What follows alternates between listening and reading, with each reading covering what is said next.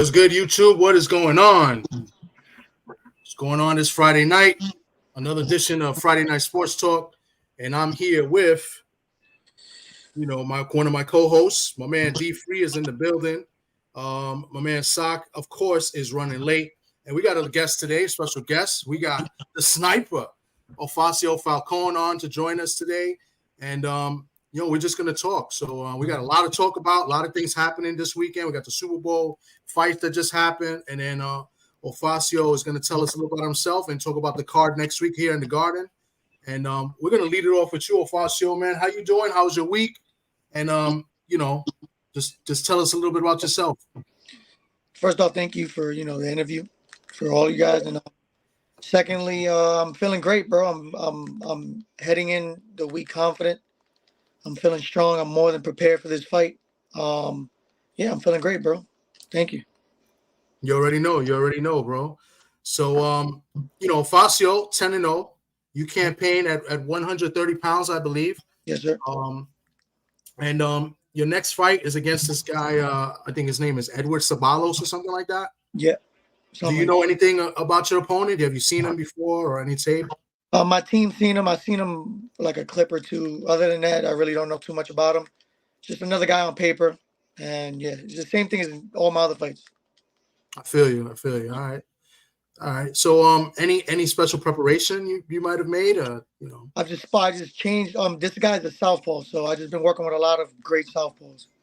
Okay. But nothing really different. I've just been working harder. My work ethic got better. This is something that I'm coming back to my hometown to fight once again. My last fight was in 3 days' notice. This time I had more than enough time to prepare. And, it's just I want to come out and come once again to my hometown and show out in front of my people. So I'm just super excited. So I worked 20 times harder, and I feel like I'm more prepared than ever. Absolutely. Real quick, I just want to say what's up to my man D3, one of my co-hosts here, who's here with me pretty much every week, and usually very punctual and on time, unlike this other guy. And D3, what's going on, bro? What's going on, man? What's going on, Falco? How you been? How was your week? Man, my week been good. I mean, up until last night, my week was fine. What happened last night? Was it because of the result of the fight? I had to stay up for that boring ass main event. Yes, indeed. Yeah. Hey, I heard you say that this opponent that you're facing is a southpaw. Have you faced a lot of southpaws in your career so far? I faced guys that fought me southpaw. I don't know if they were, originally that stance. I faced guys that switched, and I've stopped them in that stance. But have I faced a guy on paper on BoxRec that said southpaw? I don't think so. Mm-hmm. Oh, okay. Real quick, let me just go in here real quick and just say what's up to a few people. Mr. Shelton always coming through showing love. What's good, Mr. Shelton? He's got a big weekend. He's a 49er fan. Niners Super Bowl this weekend. Jamie TV, thank you for coming through. Always coming and showing love and support. Marky Dan, what's going on, Marky Dan? TWT in the building. Josh Sanders, what's good? TWT in the building from Kentucky. What's good? And, as people come in, I'll try to shout you. I'll hit you up in the chat. But, yeah, man, a lot going on. But, I want to focus a little bit right now, to next Friday. It's a nice card, right? Besides yourself, there's a couple other New Yorkers on the card as well. Shu Shu is going to be on the card. Have you ever had a chance to spar or work with Shu Shu? Yeah, I think when we was younger. I think I sparred him like one other time. Okay. It was great work as always. Okay. And then speaking of sparring, I know, we spoke a couple of times and chatted, behind the scenes. I know you sparred with Hitchens. Yeah. How's that sparring with Hitchens? He's a bigger guy than you, right? I mean, yeah, he's very big. Yeah. Hitchens is just very sharp. He's very lengthy. He's very tall, sharp. Just high level work, bro. That's work that you don't get. That's like a lot more mental work than anything. I mean, it's very sharp. Yeah. Great work. And how's his power? A lot of people don't talk about. He don't have many knockouts. He's a good boxer. He's very fundamentally sound. Does his punches, kind of like you feel his punches, or is just like more of slaps, or What would you say as far as overall? Listen, man. Overall, I think that man is very sharp. Okay. I wouldn't. He's very precise. I feel like that's where his power comes from. He's very accurate. So, yeah, I'll say that about him. I wouldn't say he don't have any power though. Okay. Definitely does. Yeah. What about I'm sorry, D3. Go ahead. No, I was gonna say, with this up and coming opponent that you have, I know you say you haven't seen much about him, but the little bit that you did see of him, is there anything that stand out that you say you have to watch out for? Damn, I don't want to say too much because I want him to do it. You ain't gotta give away your game plan. So I would say, honestly, I seen him and I didn't see anything that like really caught my attention that I'm nervous about. I've been in front of a lot of different guys, such as Hitchens and other great professionals as well. So me being in the ring with those guys just showed me where I'm at, and I'm just confident in what I'm able to do. So I'm not saying more. I'm not trying to knock him or anything, and I'm never overlooking anybody. But it's just I feel like I'm more than prepared for whatever it is that he's gonna bring. Okay. But yes, my team has seen their things and they have come to me, and we have been working on certain things to avoid specific shots that I've seen him throw. But other than that, I'm good. All right. Okay. Question. So are you a free agent? Are you signed with anybody, or is this like a kind of like a tryout for other people to see you, maybe to get another fight later on this year? Like I've done fought on almost every platform now. Almost. Yeah. I'm a free agent. I got a management. It's Dope Management. His name is Norman. Other than that, yeah, I'm free. I'm not signed to no promotion or anything. Okay. Just scouting, just shopping. I got you. So like after this fight, after you win, because you will win, what do you think? Yeah, what do you think is gonna? What do you look to do next? Like, just keep on fighting. What I wanted to do with my plan was just to get my face on every platform, as many platforms as possible, more publicity, exposure, and each platform has its own exposure. So just get my face everywhere, and whenever the right offer comes with the right opportunity, the right promotion that we feel comfortable with, me and my team, is not just me, then I'll sign to them. But until then, I'll just keep shopping around, fighting on different promotions, taking whatever I can get at the moment. Boxing is a little bit different now. It's more politics than anything. Yeah. So we got to be, very careful what I choose. Yeah, absolutely. I'm thinking. So the main event, it's your weight class, correct? Yep. So, I mean, you got another New Yorker, more upstate, in Abraham Nova. He's more up in the Albany area. Yep. He's taking on Oshaki Foster, who looked tremendous, especially late in that fight. In a voluntary matchup. This is a big fight more for Nova, and I think this is more of a showcase for Oshaki, if you want to call it that. Because it's not a mandatory. This is more of a volunteer. So he comes up north because he's down from Texas. What do you think of that fight, and what do you think if you was in the ring with either one of them, how that may turn out? First of all, just to address the second question, if I'm in the ring with anybody, yeah, I'm in there with them, I'm gonna win. So but and the game plan I wouldn't know until I'm there. So yeah. But because things change inside the ring. You can plan for people, and then it's just completely different when you're in there with them. But as far as how I see that fight going, that's a good fight, bro. I'm gonna be honest with you. Don't overlook Nova. Nova's not a guy that you could just sit back on and think that he's not coming with anything. Nova's coming to fight. The only reason why I seen him get knocked out, I think, was by Ramirez, but that was at 126, and I feel like he was draining way too much weight to take that weight. I feel like he'll be more comfortable and more stronger at 130. But again, Oshaki's another dog, so I don't know. It's gonna be a good fight, bro. It really is gonna be a great fight, and the better man's gonna win. Yeah, I think that's gonna be. I mean, I think the co-main event, which we'll talk about in a minute, is going to be the best fight of the card. But that fight, the main event, is going to be a really good matchup as well. I think you're right. I think he hit the nail on the head, especially with Abraham Nova. I think he was killing himself making the weight, especially. I think that might have been his second fight coming off the ACL injury. Didn't he have like an ACL injury? I think so. Yeah. So, I mean, I think now with the extra weight, I think he's a little bit more comfortable and.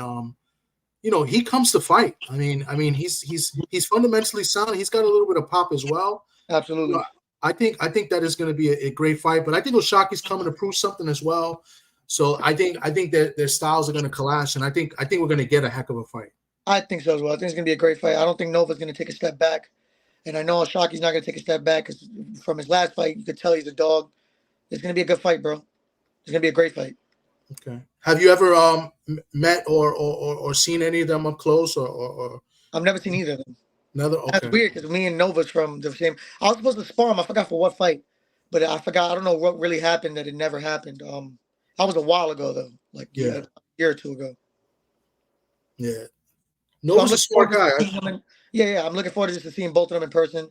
Remember, we're all in the same weight class, so just just to take a look at it, see what it's like to see guys that are in my weight class at the higher level performing, and just compare them to myself, that night. Yeah, absolutely. What's good, Clarence McLean? I don't know if you know Clarence McLean. He be around in the gyms as well. He might be at the fight next week, but he says, "Yo, salute my people, Thomas, my BX brother, D Free, my brother Ofacio. What's up, chat?" But, How you doing, bro? Yeah, Clarence, he be in the gyms and stuff. So you may have seen him. Oh yeah. I think I seen Clarence in South Box when I was actually sparring Hitchens that day. Okay. Yeah. And he did a little interview with Hitchens too, I think, after with Kelly.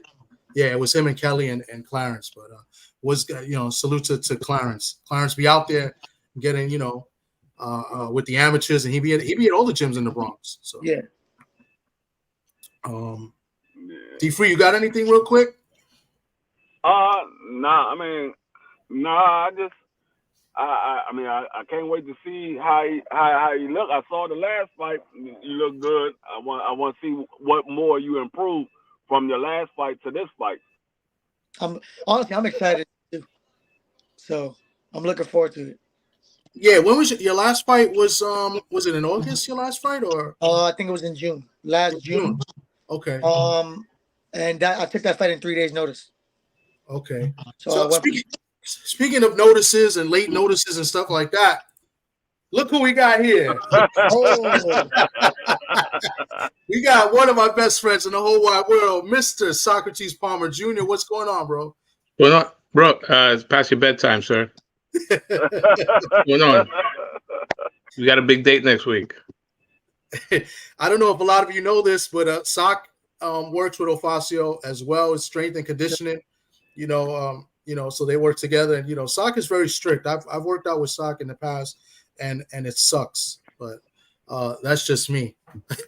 Ofacio, how is it working with Soc? Soc's a bully. He's a bully, right? He's a bully, bro.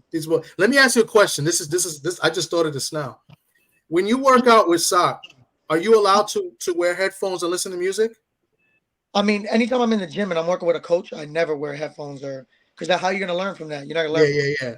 So I never tried it. I don't think so, though. I'm going to tell you why, because the last time I worked with Soc, I think we was in Pelham Bay Park, and I had the headphones on, the music, and I think he was ready to run. He wanted me to run a little bit, and he was like, nah, self-motivation. You don't need music. You don't need it. And he didn't let me listen to the music. And that's why. That sounds like Soc, too. Yeah. What's good? What's good, Gabe? Salute to you, brother. And what's good, Crush the Legend? My man Crush is in the building. What's good, Crush? What's going on, bro? But yeah, I wanted to share that story. But Soc's a funny guy, as you probably know.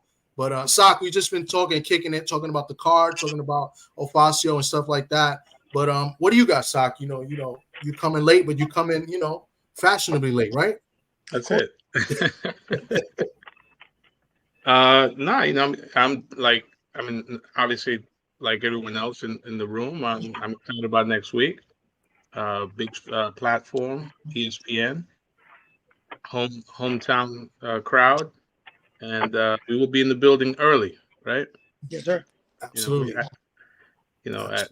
Obviously I'm biased, but I think anyone that's out there and doesn't know Ofacio Falcon Jr., picture it like if you had an opportunity to invest in Apple back in 1992, right, or whenever before the iPhone dropped, or the iPad, the iPod, the Nano joint. That's Ofacio Falcon. So jump on the back on the wagon right now. Nice. I like that. Real quick, shout out to my man Sir Sir Richard Figueroa. Hey. But as well in the Bronx, he's a Bronx legend. Yes. We call him Sir. He says, "What's good, my bro?" That's a super good boxer there. Love his jab. He sets everything up with that jab. I would love to work out with him. Miss you guys. Yo, we miss you too, sir. Sir is from the block. He's from the area. Talking about me? Yeah, yeah. I was wondering. I don't know. Thank you, bro. I appreciate you, man. Thank you. Yeah, he's a good friend of ours. After this fight, actually, we own a gym. It's called Underdog Boxing and Fitness Club. You guys could come through and get a workout in with me. Oh, for sure. I'm always in the gym. It don't matter whether I fight tomorrow. I'll be back in the gym the next week. So yeah. Same thing for me. Nice. Yeah, sir. Are you still in the Bronx? I thought you moved up. I thought you moved to upstate or PA or something like that. But sir, sir's a childhood friend and obviously still a friend. We known him from our football days back in the day and from the neighborhood. Yeah, so that's him shouting on Facebook. But I could have sworn he's not in the Bronx anymore. But I guess he'll let us know real quick. But yeah, back to Sock. Well, I didn't mean to cut you off. I'm sorry. Go ahead. Yeah, no. Go ahead. Back to Sock. Yeah.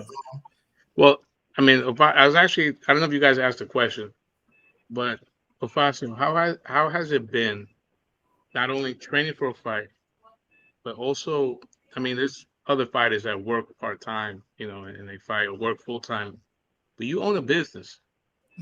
How has that been, that balance? Because you live in the gym, basically. I would say it's not really. I got a good support team. I got a father, I got a family. I got other people in the gym that are like family to me as well. We all support each other, and I know when it's time to fight. Like, for example, this week, I'm not even going to be in the gym at all, and I have just a team of people that, we work together and make sure things happen. And, I put my front foot forward, and they're right behind me, pushing me forward. So it really isn't that big of a, at this moment, especially when it's time to fight, they allow me to focus, especially when it gets close to the fight. So it really isn't that big of a deal to me, honestly. It doesn't change anything. Honestly, owning a gym is actually better for me because I'm in the gym 24/7, like you said, and it's just I'm always ready. I'm always working on something, and yeah, they'll never catch me lacking. So. Yeah, I mean, I could speak from firsthand knowledge. I have to slow him down, because he's, it was up to him. He'd be, just doing sit-ups all day, Yeah, all day doing something. Yeah. Like my question is to Sock now is like, when should I rest and stuff like that? Because I really don't be knowing. I mean, I think as hard as you work, I mean, anybody, rest and recuperation is just as important as you put in, and of course the nutrition. So, right now we're winding down. We have a week to go, about 6 days to the weigh-in. So right now it's just maintenance. Yep, maintenance. That's it. Just losing and cutting weight, and that's it. Mm-hmm. And how's your weight so far? Great. Just a couple pounds off, honestly. Nice. Great. And this is at 131, not 130, right? I think it's at 131. Yeah. I don't know how the New York City Commission works. So I heard you got a +1. I don't know if my max is 30. Either way, I'm coming in on 30, so it don't even matter to me, bro. Honestly. Nice. Okay. I'm gonna make sure I make 30, so that they know I can make 30, of course, and so that I clear whatever the weight is. I know it says 131, so whatever it is, I'll be that. Okay. Nice. Yep. So on the card, any guys on the card? We know a couple people by name from the city that's going to be on the card. You know anybody in particular on the card? There's a lot of good fighters on this card. They got Shu Shu, they got Tiger Johnson, they got Oshaki, they got Nova. They got a lot of great people on this card. I think Arnold Gonzalez is fighting here too. Yes, that we're trying to get him on too. He said he was going to talk to us tomorrow. We're trying to set something up. But yes, Arnold Gonzalez. Yeah, he's from another explosive fighter. They have a lot of good. And actually, I think he started in New York City. Yeah, he's from Harlem. So look at that. Yeah. Out to the West Coast. Yeah. They got a lot of great fighters coming from New York City, fighting in Madison Square Garden on the same day as me. So I think it's going to be exciting, bro. There's a lot of great fighters there. It's a great card to be on. It's a good showcase for a lot of the young fighters too, as well. I agree. I'm not sure who Arnold's fighting. I could not see where he's fighting. Obviously, I'm trying to. Hopefully, he gets with us tomorrow. He said he was. I'm gonna ask him. But I met him at the Maello fight, at the Maello Walsh fight. But we got him. You know, obviously we said Shu Shu. You know, Abraham Nova. What do you think about the co-main event? Shadi, he's fighting Cortez. This is I think it's also at 130, right? I think 130. He fights at 130 as well. I never heard of him. Shadi, Brian Chevalier, he's from Puerto Rico. Oh yes. I know you're talking about the Puerto Rican guy. I'm going for the Puerto Rican guy. Always. I don't know, but I did see him fight a couple of times, and he can fight. So I'm definitely going for him. Not only that, you're coming to New York City. There's going to be a Puerto Rican crowd there. There's more Puerto Rican from New York City. So I feel like just with the crowd and him being Puerto Rican and, you know, politics, I feel like he's going to win anyways. Yeah, he's a big underdog. Almost 5-1 underdog, but I think he's a live dog. I mean, he's a very exciting fighter. I think that may be the fight of the night, besides yours, of course. But I think you're just going to put on a clinic. I'm just saying. And I think so as well. Yeah, but top to bottom, the card, I think the card is pretty good. It's a good showcase. Sock hates when I do that, but no, but it's also pretty price friendly. I mean, if you go on Ticketmaster, it's not, you know, it's if you have a couple of dollars left over for Valentine's Day, you know, it's worth. I think I got saved by the bell. I'm gonna be honest with you. No, I didn't. I lied. I didn't get saved. I still got to get a gift. Jesus. I'm just not gonna deliver it, but I still got to get a gift. It's a commercial holiday. Huh? It's a commercial holiday. Of course. Right. Yeah. But you know women. Yeah. But yeah, I got tickets to the fight. Unfortunately, Sock, I did not get credentials. I checked the email. I did not get anything. But I got tickets to the fight, and pretty much almost every seat in the theater is pretty good. Like they pack it in pretty good. You know, it fits around. I want to say about 5,000 people. I think maybe 5,000 to 6,000, and almost every seat is pretty good. So, you know, we're looking forward to it. You know, I know Sock got the ringside seat. You know, but.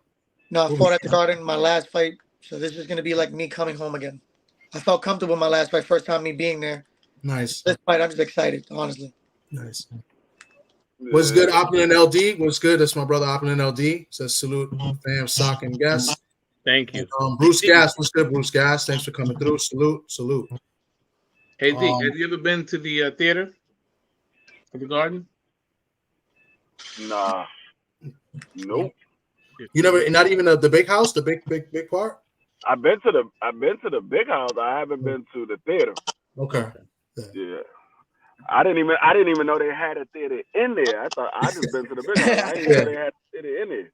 I think it used to be called. I was just like you a couple months ago too, bro. So I was like, yo, I'm fighting that. Yo, they was like, yo, I didn't know about the theater till T.O. and Josh Taylor fought there. Bro, I didn't know about the theater. I found out about it.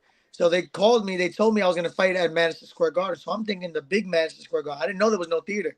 Then when I got there, I was like, yo, this is Madison Square Garden. It's not that big. And then it was like, and then they told me, I was like, there's no way they talking about filling this place up with 10,000. No way, bro. Madison Square Garden, not that big. Let me fight. In my head, once I walked in, I was like, let me fight a couple fights here in my own hometown, bro. I'm gonna sell this shit out myself. What is it, like 4,000 people could fit in there? I think it's like between 5 and 6, something like that. Yeah. And I'm like, yo, I can do this shit myself. Yo, but then I realized there was a bigger Madison Square Garden, and then I was like, oh, okay, it's the smaller one. Yeah. Back in the day, it used to get a lot more, regular fights. It was, almost monthly. Yeah. Back in the day, it was called the Felt Forum. It wasn't called the Paramount or something like that. Before that, the Felt Forum. Okay. And then the Paramount, and then I think the Hulu Theater at one point. So I think that's what it is now. The Hulu. Yeah, it's Hulu Theater. But the Paramount, yes, you're right. It was the Paramount. But the Felt Forum, and a lot of New Yorkers fought there. I just off the top of my head, Kevin Kelly. Kevin Kelly fought. What was this tough dude's name? I don't remember his first name. Dorsey. It's a white dude from Troy Dorsey. He fought back in whatever, before Kevin Kelly became world champion. Might have been the fight right before. I was like Anthony Bradley out of Harlem fought there. It is a good stepping stone, to introduce Mikey. I saw Mikey Garcia fight there against Roman Martinez. No, not Roman Martinez. Yeah, I think it was. But anyway, it's a good showcase spot, especially local talent. I Edgar agree. Berlanga recently, so And I and the like fighting there too. It's not too hot. It's not too hot like other No, arenas. it's The not. lights, when you're in the ring, the freaking lights don't burn you. Yeah. So it's all right. It's a nice fight, and it makes it look packed. It makes it look bigger. Like Yeah, if you're watching TV, it looks like a bigger arena, and it looks like a lot of people are in there, more than what is in there. So definitely nice. I mean, obviously we was there in June for the T.O. fight against Josh Taylor, and it was pretty packed. It was I don't know if it sold out. It was pretty much it was almost sold out. There was a lot of people supporting Taylor and T.O. and then Xander was on the card, so there's a lot of Puerto Ricans. And it was a Puerto Rican weekend, the Puerto Rican parade, the day of the festival. It was pretty packed for the for Edgar's fight too. Berlanga fought it too? Yeah. Okay. Yeah. He fought. Was that the Quigley fight? Was that in the theater? Yeah, Quigley. Yeah. Okay. Yeah. But yeah, man. So yeah, I'm just gonna open it up for open discussion. I mean, I want to talk about yesterday. I mean, I know I don't know what's your relationship with T.O. I think the last time I spoke to you in person, you said you spoke to him or you text him or whatever. But what did you think of the fight last night? Honestly, you want my honest opinion? I think it was. Of course. I could have lied though. You know what I'm saying? I could have been like everybody else. Say, listen, man, Jermaine won, but I think it was a draw of anything, bro. I'm gonna be honest, Jock. I would have called it a draw, scoring it round by round. But then again, you got to remember, we're in a new era of boxing. You know what I'm saying? Like I was going back to the politics part, that it's who makes more money. Who's gonna make me more money? I don't care if you beat him or not. Again, T.O. has the belt. You have to come and beat T.O. You can't just box T.O. You know what I'm saying? You got to come and beat him. So, Jermaine did box a beautiful fight though. And in any other show, if it wasn't in, on a top ranked card or the zone card, it was a regular, show or whatever, Jermaine would have definitely won. There was no backing him up. But it being on top rank, Teofimo's, they're both signed, but Teofimo was there longer. They can make more money off Teofimo. And it beat so close, I could have seen a draw. But unanimous, I wouldn't agree with that. But Teo winning, I would agree with it. So it is what it is. Me thinking like them, I would go with that too. Okay. Yeah, I felt the same way. I think neither one of them done enough to win the fight. I said it was a draw. But if I had to pick, I would have said Jermaine won that fight. He landed more shots. T.O. for a lot of that fight, he was just swinging at the air. He was just trying to land a big shot. He was just throwing big hooks. And it reminded me of the Kambosos fight. He just kept trying to land a big shot. And the one thing that I noticed in that fight with T.O., he is horrible on the front foot. If he got to come at you, he's horrible. He's a better counterpuncher than him pressing the action. Every time I see him have to press the action, either he got caught and got dropped or he got beat up. So and I think Jermaine knew that, and I said that going into the fight. Both of these guys have a similar style. They both got decent footwork. They both counterpunchers. The difference was T.O.'s power. And I think that was some of what Jermaine was worried about, why he wasn't as active, is because I think he was worrying about T.O.'s power. But it didn't look good. And I have to agree with what you said. They gave it to T.O. because you got to remember, T.O. just signed that new deal with Top Rank. I think he got 3 years. If you think we're thinking like them, if I let him lose, I lose my money. So yeah, come on. They just signed him to that new deal. So they was like, we got to get this to T.O. But honestly, Jermaine's I would have had it. I would have had it a draw. A draw at its finest. That would have been perfect. I would have been okay with that and left. Well, so he was on mute. What was you saying? No, that a fair decision would have been a draw. Me personally, neither one should have won that fight. No one, to me, if I know that boxing, I mean, stats don't really tell the story, but you know, the punches landed were about even, but just the eye test, you expect more from Teofimo, right? You know, he's on pound for pound list. You know, he's the undisputed champ, so he there's more pressure on him, right? So for him to look better than what he did, he is a stubborn person. I think him and his father, they want to be like these rebels, you know, rebels without a cause, so to speak, you know, against the establishment. They're going to do it my way. You know, a lot of people for the last couple of years, even before the Kambosos fight, has said he should have a different ear in his corner, you know, to bring out a different level to him, because you can't deny his raw talent. He's got fast hands, he got punching power, but like Dee said, you know, he really can't fight when he has to press. He doesn't know how to cut off the ring. I mean, Tim Bradley was saying it. You know, it was some of the best work Tim Bradley did, I think, in a long time on the mic. He was spot on last night. You know, the Sandor Martin fight, you could say he had an off night, but no, this is what he is. You know, it was basically that. And the Martin fight, he looked even worse because he got dropped.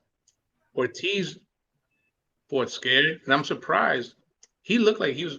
Correct me if I'm wrong. He looked like he was 160 pounds last night.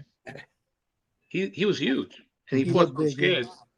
And I mean, I was a little cranky because the fight started like 11 something on Thursday.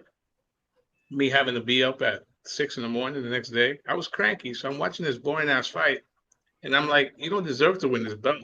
I'm sorry, you know, you don't deserve to go home and that's what Tio was saying during the fight as well. He was like, "Yo, you're not gonna win this fight if just running." You know what I'm saying? Yeah. And just like old time back then in the old fights, if you want to, like they used to say, if the guy has a belt and you want to beat him, you got to take the belt. You can't just go and just fight how he fights. It's not gonna work that way, and it's just, you know what I'm saying? I kind of knew that was gonna happen.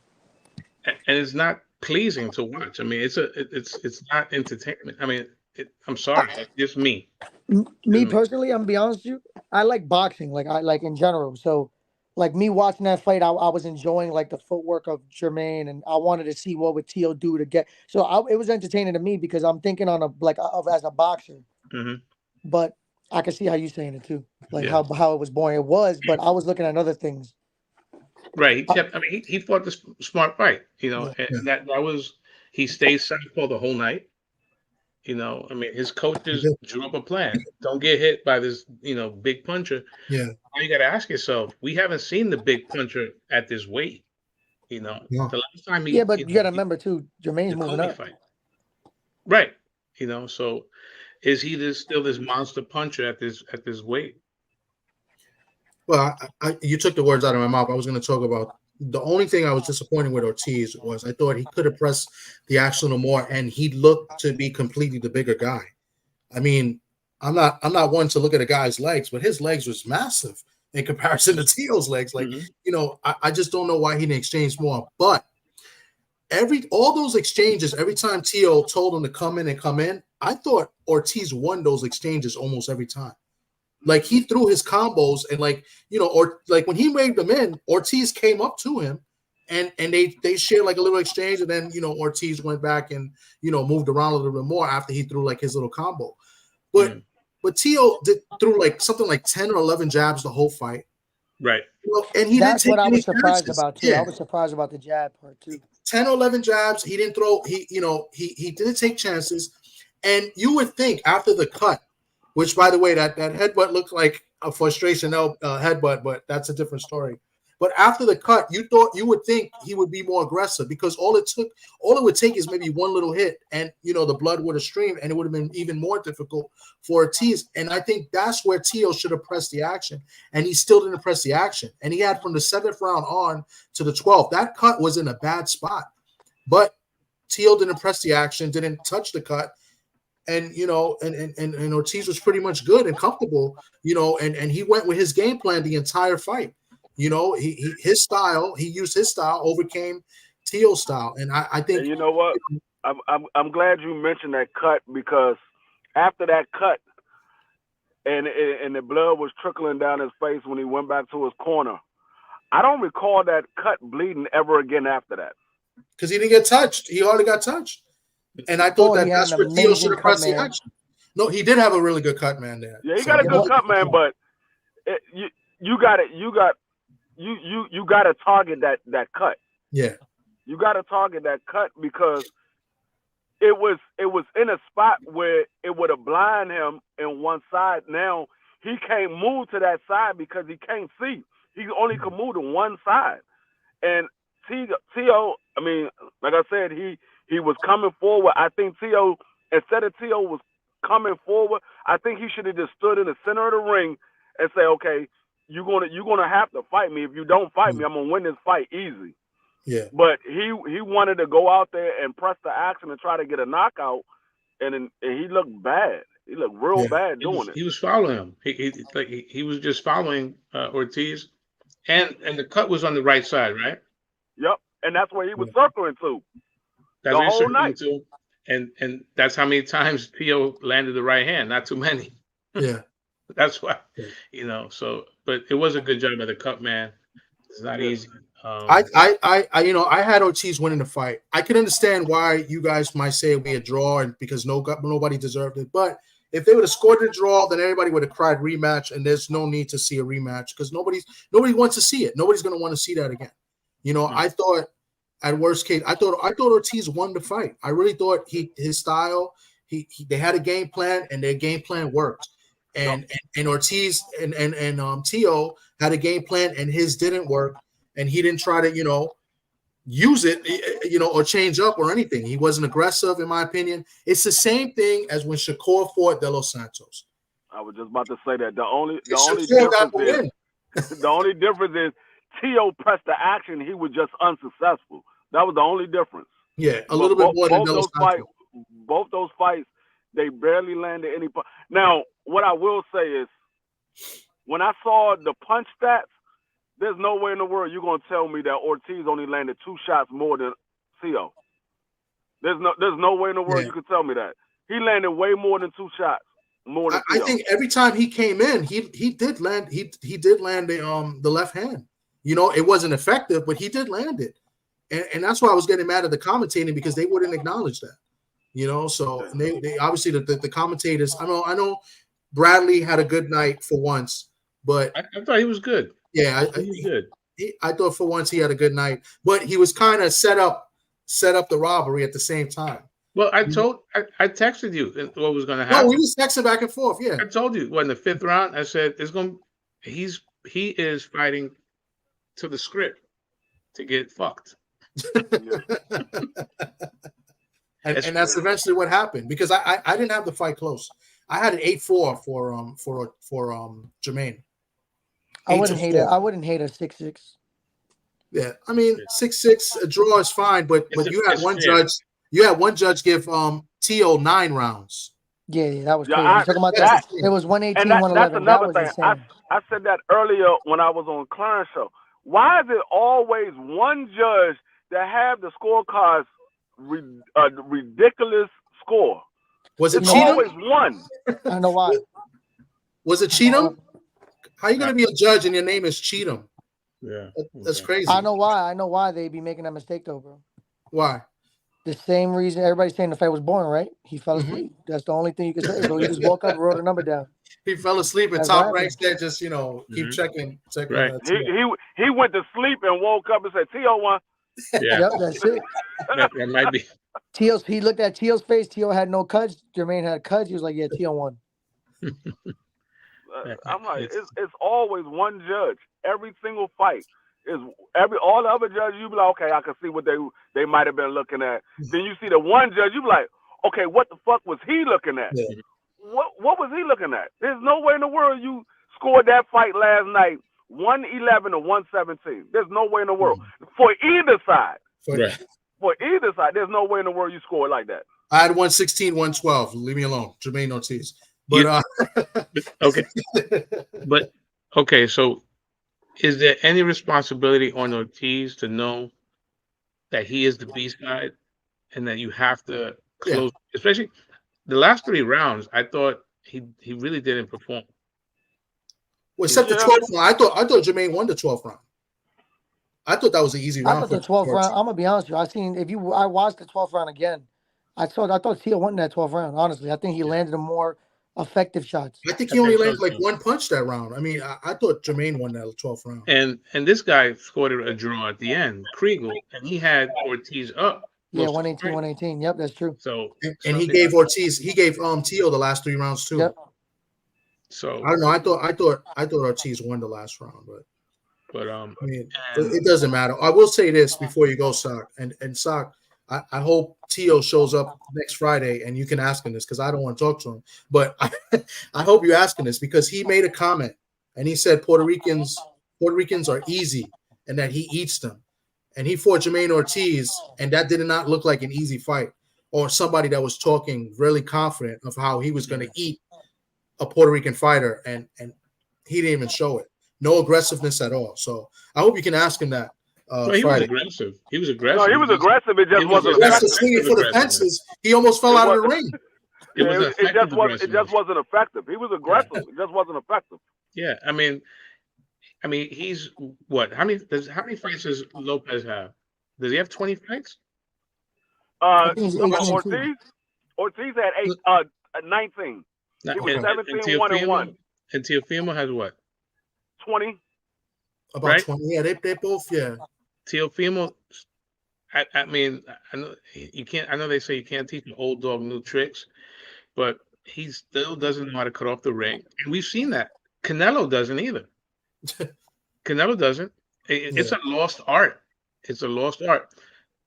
I mean, to me, since I've been watching boxing, the best at that was Chavez Sr. You know, and he fought a lot of movements. Yeah, he did. You know, it's a lost art, you know, to guide your man to where he can't escape. You know, and this guy was just following a straight line. You know what his problem was?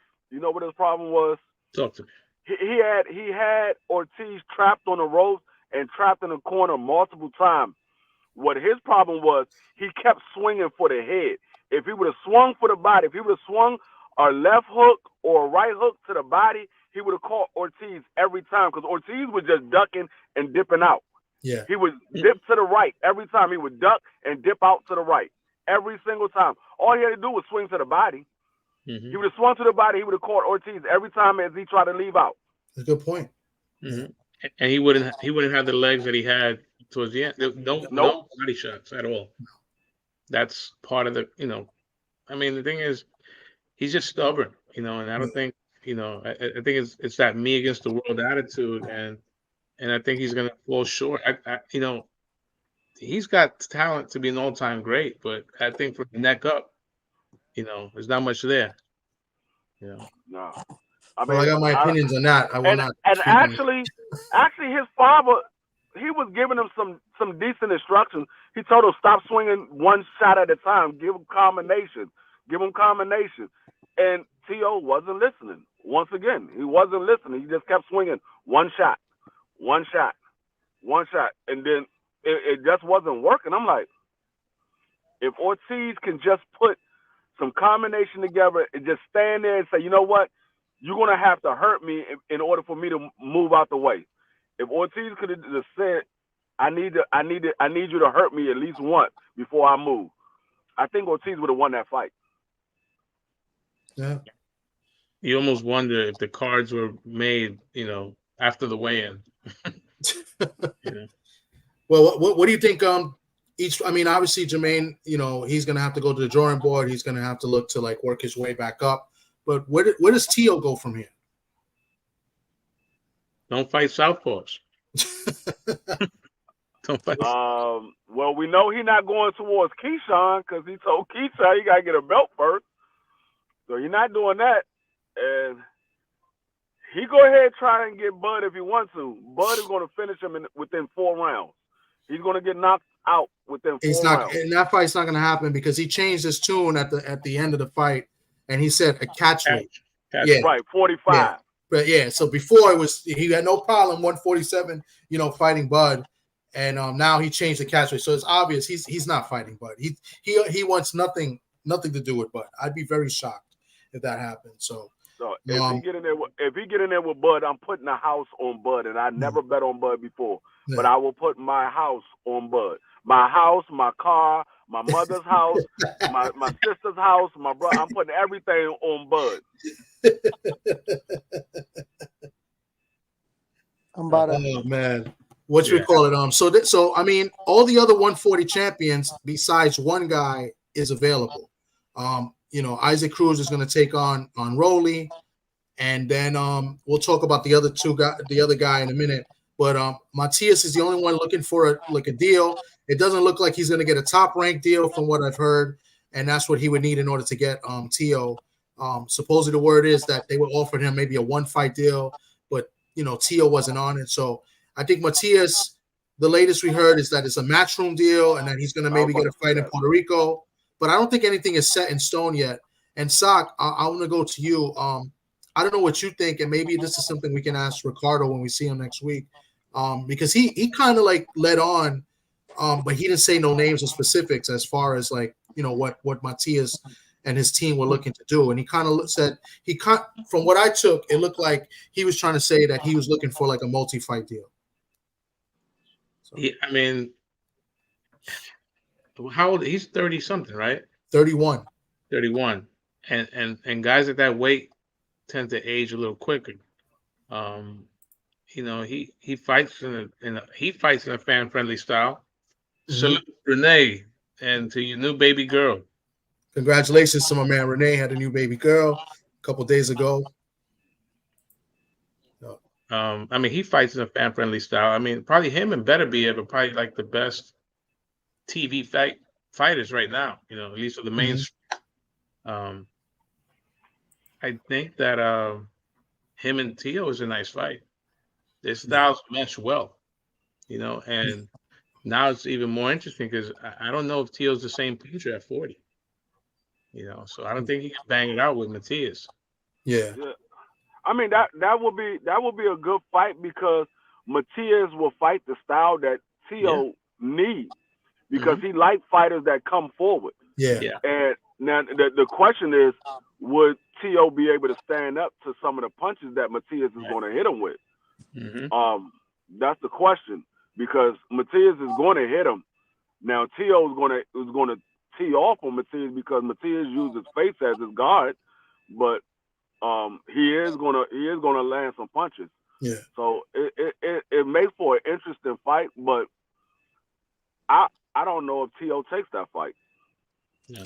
Well, I think before Ofacio, you give your opinion on this. I think what Top Rank needs to do after seeing what happened last night, I think Top Rank needs to offer Matias a 3-fight deal and put Tio as fight number 1 in June in the Garden against Tio at the day of the Puerto Rican Festival. We know the Puerto Rican Day Parade is the next day, and that's what Top Rank needs to do, because I think they turned off a lot of people. This is the second straight Thursday fight they had, and the card beside the main event is stunk.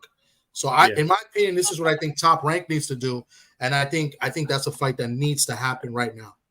Hey, he's a Puerto Rican, and Tio say he eats them. It would sell, and it wouldn't be in the theater. It'd be in the big house. It would sell out in the big. Yeah, that day is Puerto Rican Day weekend. Yeah, I would do it the day of the festival. The festival's Saturday. The Puerto Rican Day Parade is Sunday. So, what do you think? Yeah. I agree, and I would like to be on that card if that happens. That would be dope. It would only be right, bro. It would only be right, bro. Yeah, absolutely. Yeah. And then I don't know what Matias. I don't know what Matias is doing because, like I say, I heard Antoine call him out multiple times now, and he hasn't acknowledged Antoine. Antoine is a dog, bro. I wouldn't even leave Antoine alone, bro. I mean, it would be a hell of a fight because both of those guys like to fight on the inside. I mean, I got Antoine stopping him. Wow. Of course, I got Antoine stopping him. He's related to Ofacio. He's related to Antoine. And Ofacio, I got a question. Who's related to Antoine? The Puerto Rican card. I am. He is. Oh, yeah, remember you told me that the last time. Yeah. But, I might have to take your Puerto Rican card, Ofacio. I think yeah, bro, that would be a hell of a Puerto fight. Rican, bro, but it's like you gotta be fair, bro. Like I know. Fan as well. I'm a boxing fan as well, so I'm not biased at all. I'm gonna be honest. Yeah. I'm breaking balls. But I'm about to You going for Nova? You going for Nova tomorrow? I'm gonna go for Nova, but I have no problem with Oshaki. No, I'm talking about Thomas. He going for Nova tomorrow. Yeah, I like Nova. I like Nova. I'm questioning him moving up in weight. Now I know he's going to be stronger.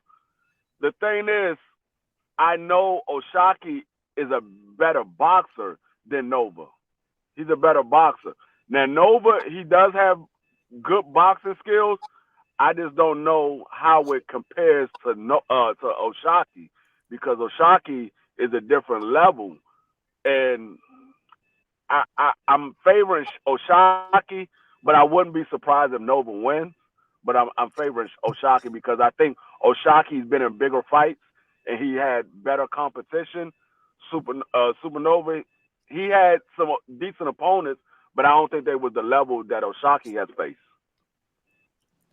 So real quick, let me read what Renee has to say. Renee says, just because you're Rican doesn't make someone your brother. You ain't come out my mom's hole. Some Ricans need to get slapped. Yeah, very well said, Renee, who's also half Dominican as well. But yeah, it's all good, Renee. But I'm just saying, in all fairness, I'm rooting for Nova. I like Oshaki, but I think Oshaki Foster's going to win the fight. So rooting and who I pick is two different things.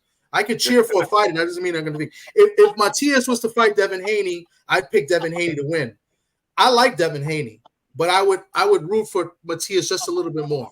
I have no problem for the outcome. You know what I'm saying? So, I'm biased as far as who I cheer for, but who I pick and who I think is going to win, that's totally different. I'm honest when it comes to that. So you guys going to be there for the win? My man Federico, what's good, Federico? Yeah, you're going to be there for the win? I'm going to try to be there for the weigh-in. I'll see. We can get something live, maybe a live interview or something. Okay. The other fighter I was referring to, I just want to bring it up. I don't know if any of you seen this, but a fight has been made, and I'm just going to show a clip. It looks like this Ryan Garcia, Devin Haney, and Devin Haney. You're not my friend. Your dad's a pimp and he pimping you. Your dad a pimp and he pimping you. I'm gonna beat you. I'm gonna beat you. I'm gonna beat you. I'm gonna beat you. I'm gonna beat you. I'm gonna beat you. I'm gonna beat you. I'm reading everything. You soft. You soft. You soft. Stop. I already know you whack now. Your dad can't talk for you. Your dad can't save you. Everybody know you really whack, nigga. You're whack. I'm up with something you're better, whack. bro. No, you're Hit whack. me, bro. That was whack. Okay. That was whack. You soft, bro. You soft. I never been soft. Soft. I never been soft. We seen that video when Tank beat your ass. Okay. Floyd showed me. He had your ass. I beat the shit out of Tank. Oh, stop. I seen the video. Remember that? I seen the video. I seen the video. You ain't gonna do shit. You ain't gonna do shit. You look like a ghost right now, bro. Ghost, you getting hell for real, bro. You getting hell for real. Are you crazy? Are you crazy? You are so soft. I can see it. Your breath is just. I can hear you. You're not like that, bro. You're not like that. You're not like that. The fear is You're not getting like to you. that. The fear is getting to you. The fear is getting to you. The fear is getting to you. The fear is getting to you. I told you you're gonna feel some fear, right? Didn't I tell you that? Didn't I tell you you're gonna feel some fear you ain't felt? No.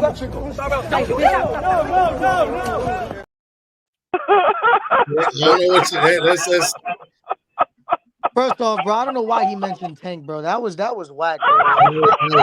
Yo, bro, let me tell you something, bro. One thing I would never do is try to gain clout off sparring, bro. That is whack, bro. Yeah. That shit is whack. Half of the time you in the ring working on shit like that shit don't make no sense. And not only that, the fact that you're talking about somebody else sparring him and that was not you, and you're trying to get credit off what he did is crazy, bro. I agree, bro. Yeah. That is so knocked you out, by the way, or you quit. Yeah, like how about if he would have said that? Like, yeah, but you got dropped by him and you lost to him. Like, that's crazy, bro. I laughed so hard at that because Ryan has been in position to be called a mandatory twice. He had the fight in negotiations. He pulled out of the fight. Now Rolly pulled out of his fight, so he had to go back to Devin Haney. I just find it funny that you acting like you wanted to fight the whole time when you was the one that pulled away from the fight. Devin's been trying to fight you for about 3 years now. He's been trying to fight him. My man Federico, this look like two kings arguing like Comic-Con, kayfabe is dead. Renee should be corny. Hey, brother, I'm about to head out of here. All right. My phone's already literally on 7. I don't know why my charger's not working, bro. Oh, well, all right. Well, I appreciate you coming on. I appreciate you guys for the opportunity, and I'm looking forward to seeing everybody. Hopefully, fight night, and if not, we could get another interview after. Absolutely. I see you guys by weighing. I weigh in and at the fight, either or. Yes, definitely next Friday we're in there. Hell yeah, for sure, bro. I appreciate you guys. I'll see you guys then. Yo, all right, Sock, thank you, everybody. Thank you guys for the interview. Sleep well, champ. Thanks. Take care, bro. Peace. Let me just go over some of these comments real quick. Federico Haney definitely going to win. My man Klein says this was crazy. My man Brandon was good. Brandon, I'd be on both like Michael Jackson on the Cub Scout. Yo, Brandon is a funny guy. Oh man, D-Free, where was you? They needed a popo down there. I'd have sat there and watched. Great job, D-Free. How you feel about the manager talking more than the artist? Diddy vibes. I like to see Ryan try to look hard. It's comical to me. I got another clip. Let me play this other clip. This was like kind of like the after the push. This was pretty. It got a little intense. Bill got into this real quick. Hold on. As long as I'm clear, I'm straight. Remember that. Just about to run. Turn your back. Don't play that crazy shit. You don't play over here, my nigga. I know you're trying to run my guard. You don't notice that. Remember that. Knock it off. Remember that. Where?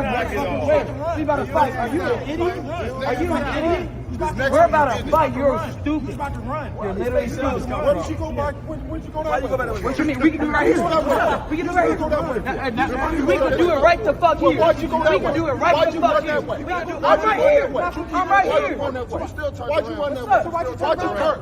You just curved. We can do it right here. We can do it right here. Now what's up? Now what's up, motherfucker? What's up? You ain't got him. Got him. Let's go.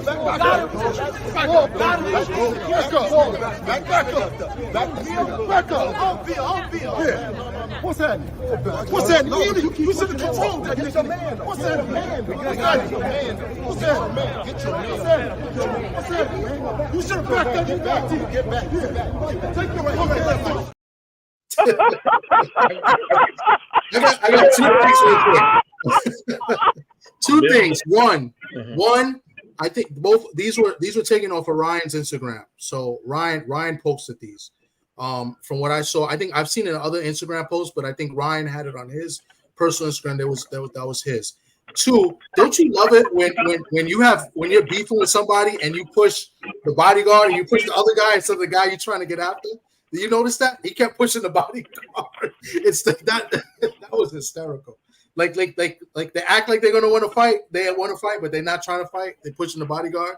But I'm trying. Who was he trying to get at? That's what I was trying to see. I don't know. What do you think, Sock?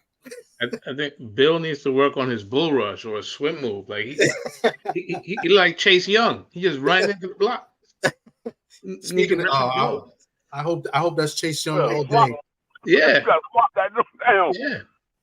You know, I mean, yo, Federico's hit him with the spin move or something. You just going straight forward. Yeah. That nigga like 400 pounds. He said Devin Haney's gonna finish his story like Cody. But what do you think? What do you think, D-Free? What did you think of that altercation?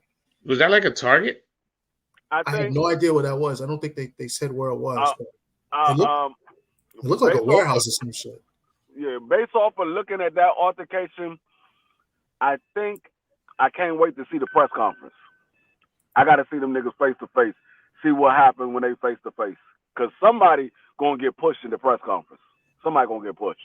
Well, I don't know if they're going to let them. They just pushed each other now in the public. I don't think they're going to let them get that close in the face-off. They got to. They got to let them take pictures. The press conference is going to be great. I mean, I'm excited for the fight. I think it's a good fight. I think Devin Haney going to beat the snot out of Ryan Garcia. I think so too. I think Haney's going to win. I think Ryan will have some moments in the fight.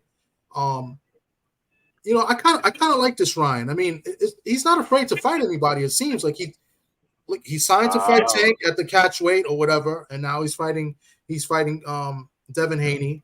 You know, obviously Devin Haney's going to be a big favorite, but I'm excited for the fight. I think Ryan's got a shot. I mean, he's got to land something, right? He's got to land something and get his respect. And you know, you're not beating Devin Haney with just a left hook. You can't beat Tank with just a left hook. You can't beat Devin Haney with just a left hook. Both of those fighters love to take your best weapon away from you. You're not beating Devin Haney with just a left hook. You better develop a right hand. Or a jab. I mean, the guy that tall with that enhanced speed. I mean, you think, you know, he should have it. That's another. Why nobody taught this man how to throw a jab? He got fast hands, but he don't know how to throw a jab. What good is your left hook if you don't have nothing to disguise the left hook? Well, who's his trainer now? Spencer's trainer, Derek James. You would have to think like he's got to be motivated for this fight as well as a trainer. You know, coming off the year he had, right? So I mean, there's a lot of interesting storylines that could be played up with this fight. I mean, Derek James is you know, he's gonna you got to feel he's gonna come up with a good game plan as well, and be motivated for this fight. You know what I'm saying? I mean, he's not getting in the ring, but after the year he kind of had, you know, I was saying. So I mean, I give anybody a chance when they step in the ring. I give Ryan a little bit of a chance. Obviously, Haney's a big favorite, but he can punch. Yeah, you know, and he can punch. I mean, you never know if you get lucky and land something. You know, so. But we'll see. I mean, we have about 2 months for that. It's in April, correct? April 20th, 420. Yeah, April. Yeah, it's 420. 420. Niggas gonna be high as hell at the goddamn in Vegas. Cause I know they're gonna put it in Vegas. They're gonna be high as shit. And that's good because that's Haney's hometown. Matter of fact, G5, make sure you got up because you ain't gonna be able to see nothing because you're gonna smoke yourself under the table. I know G5, Crush, Southern C, they all gonna smoke themselves under the table for this fight. They gotta have the big screen up because they're gonna be laying down. They ain't gonna be able to see shit. Hey Clarence, I check your email. I didn't get anything, so I didn't get the credentials. Today was the day to get them. So yeah, I didn't get nothing either. Yeah, so I'm going to the fight still because I got tickets, but yeah, Sock got the hookup because I think are you going to be in the corner? Yes, Sock is working the corner. Well, I don't know if you're really working the corner. You're just there for show. But Sock will be in the corner of Ofacio for that fight, so you might see him on TV. You know, all I'm gonna see from Sock, all I want to see from Sock is we're going to scissors. Obviously, he's referring to the video I put with Maelo when he got the knockout. That's all I want to hear. We're going to scissors. We used to say that to the Little League kids when we won a Little League game when we was coaching, right? I think that's where we got it from. We used to do it, say it then. White man can't jump. White man can't jump too, right. But I know we definitely said it when we used to coach the kids. That's it. Yeah. No scissors, baby. And the kids will look at us like we're crazy as shit. Yeah. Oh shit. Ryan Tank Davis just responded to Ryan Garcia using his name for the Devin Haney altercation. What he said? I didn't see what he said. They just said Tank Davis snapped back at Ryan Garcia for using his name in the Devin Haney altercation. Wow. Well, it's not Davis no more. It's what is it? What is his name?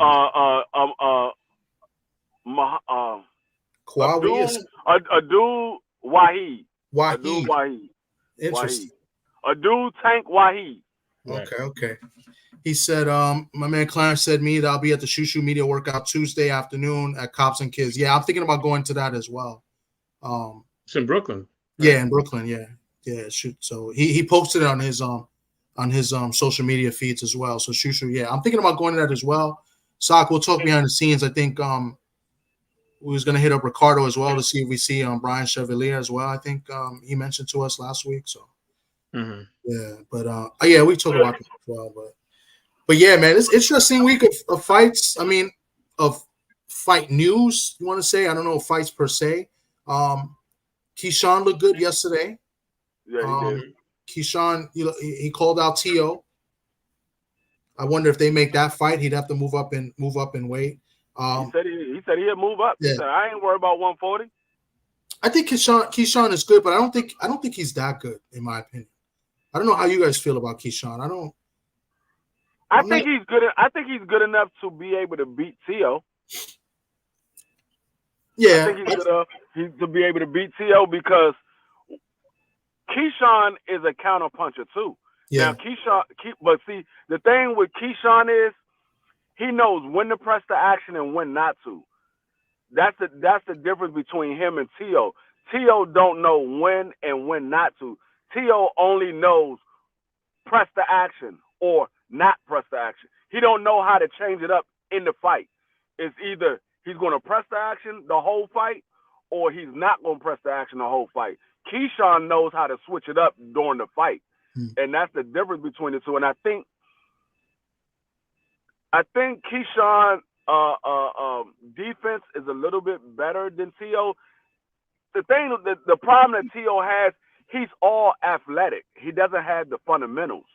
He's not fundamentally sound. He's all athletic.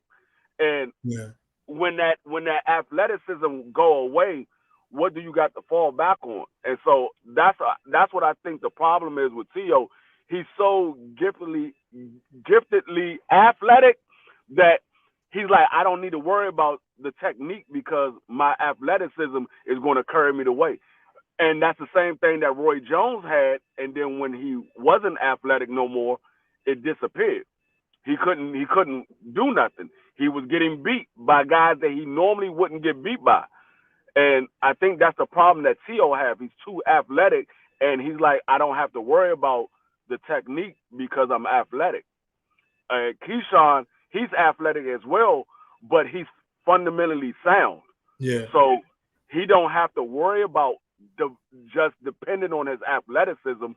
He can say, you know what, I can just stand here, jab you, and move around the ring, or I can press the action and use my defense when you swing back.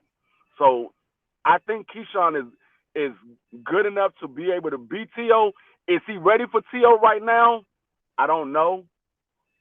I don't know if he's ready for him right now, but I would love to see it. It's interesting. I wonder if he's having trouble maintaining 35. You know, It might be. for him to make that jump. That's I mean, I know they exchanged some words at the press conference and stuff. You know, so and I guess piggyback. I don't think that fight happens. At least not now. I mean, that division is loaded. That and 140, and you know he's good friends with Shakur, so maybe that could be a reason why he wants to move up. Maybe get away, and you know, take that fight before maybe Shakur. Well, who knows what Shakur is doing these days? Yeah, I don't think Bob going to make that fight right now because they just signed Tio to that new deal. They don't want Tio to lose right now, and Keyshawn is a prospect that they're trying to push, and I don't think they don't want Keyshawn to lose right now. So I don't think they make that fight, but I would love to see them make that fight though. Yeah, true. What's good, Southern T? What's going on, brother? What's going on, Southern T? Maybe, I mean, I don't know. Because the Pedraza win is a type of win that like it's kind of like part of the script when you're building up a prospect, right? Yeah. A guy with a name, with a lot of mileage. I didn't expect him to blow him out like that. Kudos to him. Pedraza is definitely on his way out.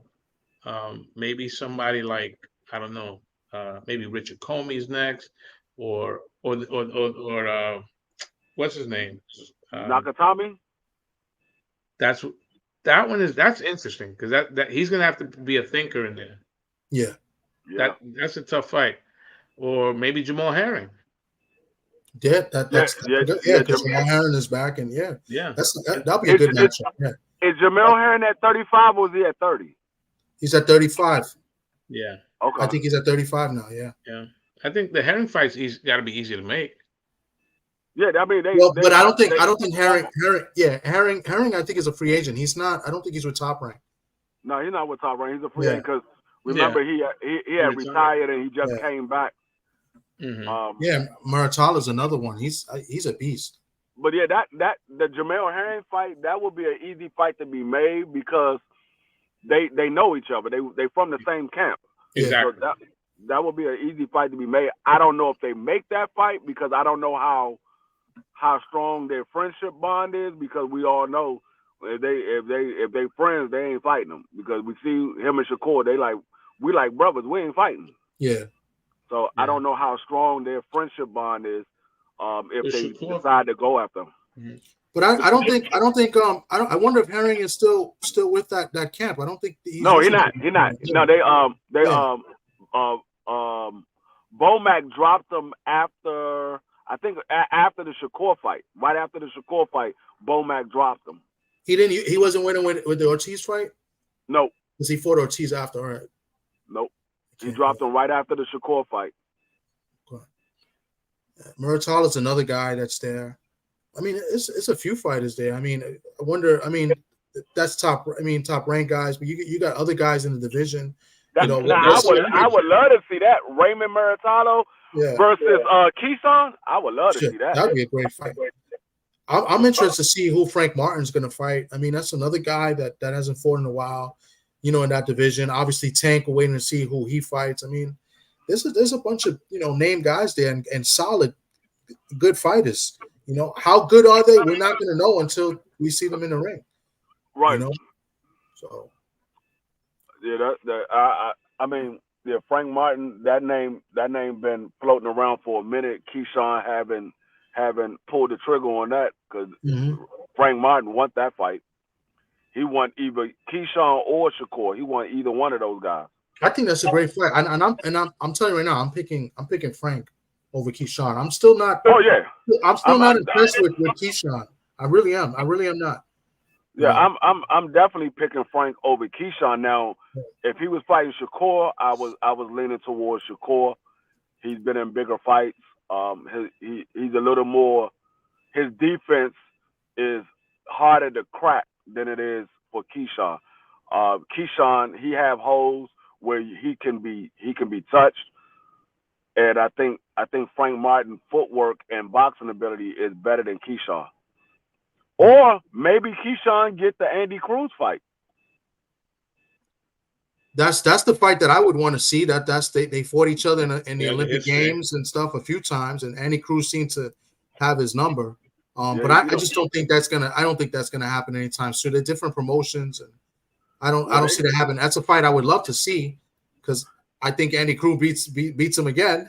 Even though in the Olympics, the last one, I thought Keyshawn beat him in the last one, and they gave it to Andy Cruz. So.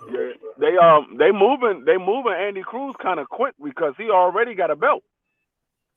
Or like make one of those intercontinental belts or something like those something like that. Yeah, he got that his last fight. He only got 2 fights and he already got a belt. I mean, with guys in the Olympics, I have no problem with that. That come out the Olympics, I have no problem in them fighting for it. I mean, look, Loma was in the amateurs forever. Keyshawn, another Olympian, and I think he deserves to get up there in the rankings as well. I have no problem with Olympians getting title shots quick. I have no problem with that. I don't have no problem with it. My only problem is I think Abdullah Mason is better than all of them, and they ain't giving this man no credit. Yeah, well, he's 19 years old. I think we just need a little bit more time with him. But yeah, he's definitely the future of that division. He's a monster. Hold on, Dub. What's good, Dub? I'll add Dub real quick. We're gonna. I'm sorry. My bad. We're gonna go talk a little bit football. We'll come back to boxing too, but let me. I love when he says this. I'm not gonna lie, and respectfully, but yeah, go ahead, D3. I was gonna say that left hook that he caught that guy with. Oh my God! It looked like he was waiting for that opening all night. I mean, it was only 2 rounds, but it looked like he was waiting for that moment. But you see the angle he threw it? Yes. Oh my God! He unloaded. Like he loaded, like he turned his ankle, like it's like the way he threw that punch and just dropped him. Like that was sick. He threw the punch like, if it lands, I know he's going to sleep. I know he's going to sleep. If this punch lands, he's going to sleep. What's good, Dub Right Side? How you doing, bro? Man, what up, family, man? Thank y'all for allowing me. I gotta say it early. Shout out to my brother TD, man. Shout out to my brother D Free. Shout out to and I don't want to say your name wrong, respectfully. I don't want to say your name wrong. Soros. Is it Soros? No. Soros. I wish I had that bastard's money. I told you respect. I'm gonna fuck it up. Man. Shout out to y'all, man. Good. Much love and respect. I tried to do this before. His name is Socrates, and I try to help D Free. What we call him in the neighborhood here, we call him Kiko.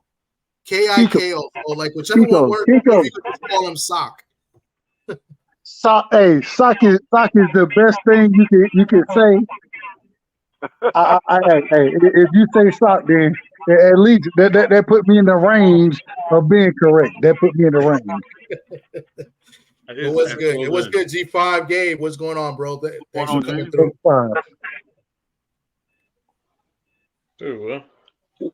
What's good? Good work earlier, man. Good work. Thank you. Yeah, man. You guys, I mean, you was here, Dub. I don't know if you saw Ofacio was here earlier.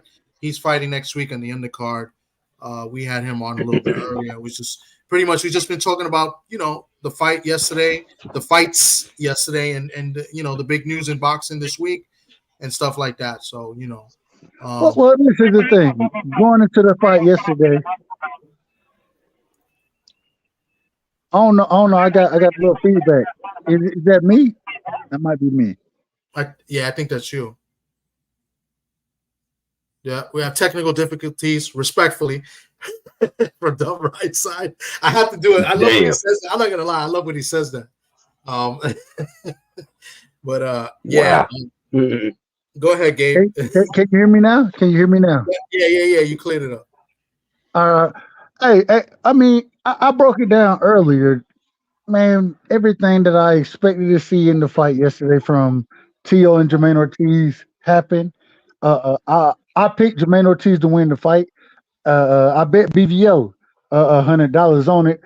I lost that money. Shout out to BVO.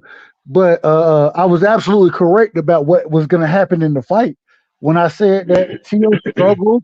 He struggles when he has to be first. Mm-hmm. Tio struggles with certain styles, and he struggles when he has to be first. We watched that all night against Jermaine Ortiz. People told me that you don't understand what Jermaine Ortiz is going to do because we watched him come forward. No. I watched Jermaine Ortiz come forward against Lomachenko. That's how you beat Lomachenko, because you got to be first against Lomachenko. You got to make sure that he can't be on the front foot. That's how you beat him. Against Teofimo Lopez, and what I said was Jermaine Ortiz is going to make it a tough fight. He's going to fight on the back foot. He's going to counterpunch. He's gonna force Tio to be first. And when Tio has to be first, Tio struggles. And we seen that. We watched that happen the entire fight. That's what we watched. Now, the judges scored it one way. I had it 8-4 for Jermaine Ortiz. I'm not gonna call. I will call. I think it was a robbery, but at the same time, you got to beat the champion. I didn't think that Jermaine Ortiz beat the champion, but he made it as difficult as you can make it for a champion, and looked very good in that fight. Landed more punches. Dictated as far as when we talk about ring generalship, he was the one who dictated that ring generalship. I don't know if it goes into the scoring criteria. I think you got to give it to Jermaine Ortiz, but the judges gave it to Teofimo Lopez. I have no problem with it. Only thing I have a problem with is 117 to 111. Bullshit. I'm calling it now. And anybody who's seen it that way don't know what the fuck you're looking at as far as boxing go, in my opinion. And I'll pass the mic after that. Go ahead, Gabe. Respectfully. My guy. Nah, but I see why T.O. don't want to fight Tank or Devin. He is not good on his front foot. And every time he comes forward, he comes in with his hands down. I'm like, oh man. He gonna get knocked out soon. It's a matter of time. It's going to be the right punch that's going to catch him. You're right. He gonna get knocked out. If he fight Devin probably will drop him, and Tank gonna knock him out. Because he gonna run right into it, coming in with his hands down, and sometimes he'll stick his head out like he's tired. And I'm like, bro, okay. Like he want to be a showman, but he really don't have the defense. But I do feel like Jermaine Ortiz. So like the first 7 rounds is like it was the same thing. Like Jermaine Ortiz will stick the jab out. He'll get T.O. to react, catch him, turn, reset, rinse, wash, repeat. And I'm like, bro, he just bagging rounds. And then I'm like, shit, it's only like 5 rounds left. And I'm like, ain't no way. Even if you win the last 5, you still lose. Because I'm like, T.O. really wasn't doing it. And then I ain't like, he was frustrated because he pointed at the crowd. He running. Come on, man. Come on. I'm like, come on. Okay, I know you're frustrated. You been deviated straight from your game plan, everything. And this game plan really wasn't working. So I'm like, I don't like it's up and down with T.O. Like he looked real good against Josh Taylor. Then you seen the Sandor Martin fight. Now you see this fight. It's like people say, which T.O. you gonna get? I don't know. And if he keep doing what he doing coming forward, he gonna get knocked out. Do that against Matias or Gary Antoine or somebody. Keep coming forward with your hands down. But this the problem, G5. If he fight a Matias, if he fight a Antoine Russell, it falls into his wheelhouse. And the reason I say that is because Matias, Antoine Russell, they come forward fighters. T.O. doesn't struggle when you come forward against him. He doesn't struggle there. He struggles when he has to be first. And so he's a counter puncher by nature, and he's gonna be able to counter these guys. Now, does the power translate? That's the question that we still got to see. But at the same time, outside of the power, he's gonna be touching these guys up. The reason being is because this is his wheelhouse. This is what he does well. And so when I picked I bet BVO $100. I put my money on goddamn Ortiz. The reason being is because I said that Ortiz gonna give T.O. a fight that T.O. don't. He's not gonna be successful at. He's gonna fight off the back foot. He's gonna make T.O. be first, and you're gonna watch T.O. struggle to be first in the fight. And that's what we saw. We saw all of that. The only thing is that the judges and T.O. re-signed a contract. So Bob said, "No, we're not gonna fuck the money man up. We're not gonna fuck the money man up." That's what we seen. That's why I say he lose to Tank Davis, because Tank Davis is a counter puncher as well, and Tank Davis doesn't come forward. He comes forward once he gets you hurt. Other than that, Tank Davis don't come forward. He makes you come forward, and he makes you make the fight. Yeah, he gonna walk T.O. right into a left hook or a left uppercut or something. He's gonna walk T.O. right into it. That's the problem. That's why T.O. won't fight Tank Davis, because he's not gonna win against Tank Davis. Because he has to. And just speaking on what D3 just said, the reason Devin will be shit out of T.O. is because once again, Devin gonna make T.O. be first. Devin don't have to be first in that fight. He got the longer jab, he got the longer reach, so he's gonna sit behind that jab, make T.O. be first. Jermaine Ortiz didn't even sit behind his jab in that fight. He didn't sit behind it. No. You understand? He just said, "No, fuck it. If you're gonna win this fight, walk me down, cut the ring off." Well, I was just And that's what I was disappointed in. And sorry, Doug, no, you disappointed good, in. you good. I was disappointed in Ortiz was because of that, because the straight left hand was there for him It was every there, time, and he and didn't use it. He he didn't didn't throw use it. it. He didn't use it at all. He didn't And use that's it. what frustrated me watching Ortiz in that fight, because it was Agreed. there. It was there the whole fight. Agreed. I agree. And a couple of times that he did throw it, he was snapping T.O. head back. Yeah. He was snapping his head back. But the thing was I think Jermaine Ortiz came in there, and although once again I thought he won the fight, still you got to go and you got to utilize your skill set against Tio. He's the bigger fighter, Jermaine Ortiz. He's the bigger fighter. He's the longer fighter. Utilize that jab, and then utilize outside of the jab that you're going to use, especially when you're fighting from the southpaw position. Utilize the jab, utilize the straight left, and then make Tio continuously come forward. You didn't do that. What you did was you pop shot it here and there, but at the same time you utilize lateral movement and made Tio miss. Is that a scoring criteria in boxing? Yes, defense is a scoring criteria in boxing. Yep. Absolutely. Yeah. At the same time, ring generalship. In my opinion, when you have a fighter who's coming forward pressing you, you're not gonna win. You're not gonna win the ring generalship of it, and so you got to balance that out. And I think that Jermaine Ortiz, there were certain things he didn't take advantage of, but I did. I still had him winning the fight. I thought he won the fight. And on cue, Mr. Dub, right side. Look who's here.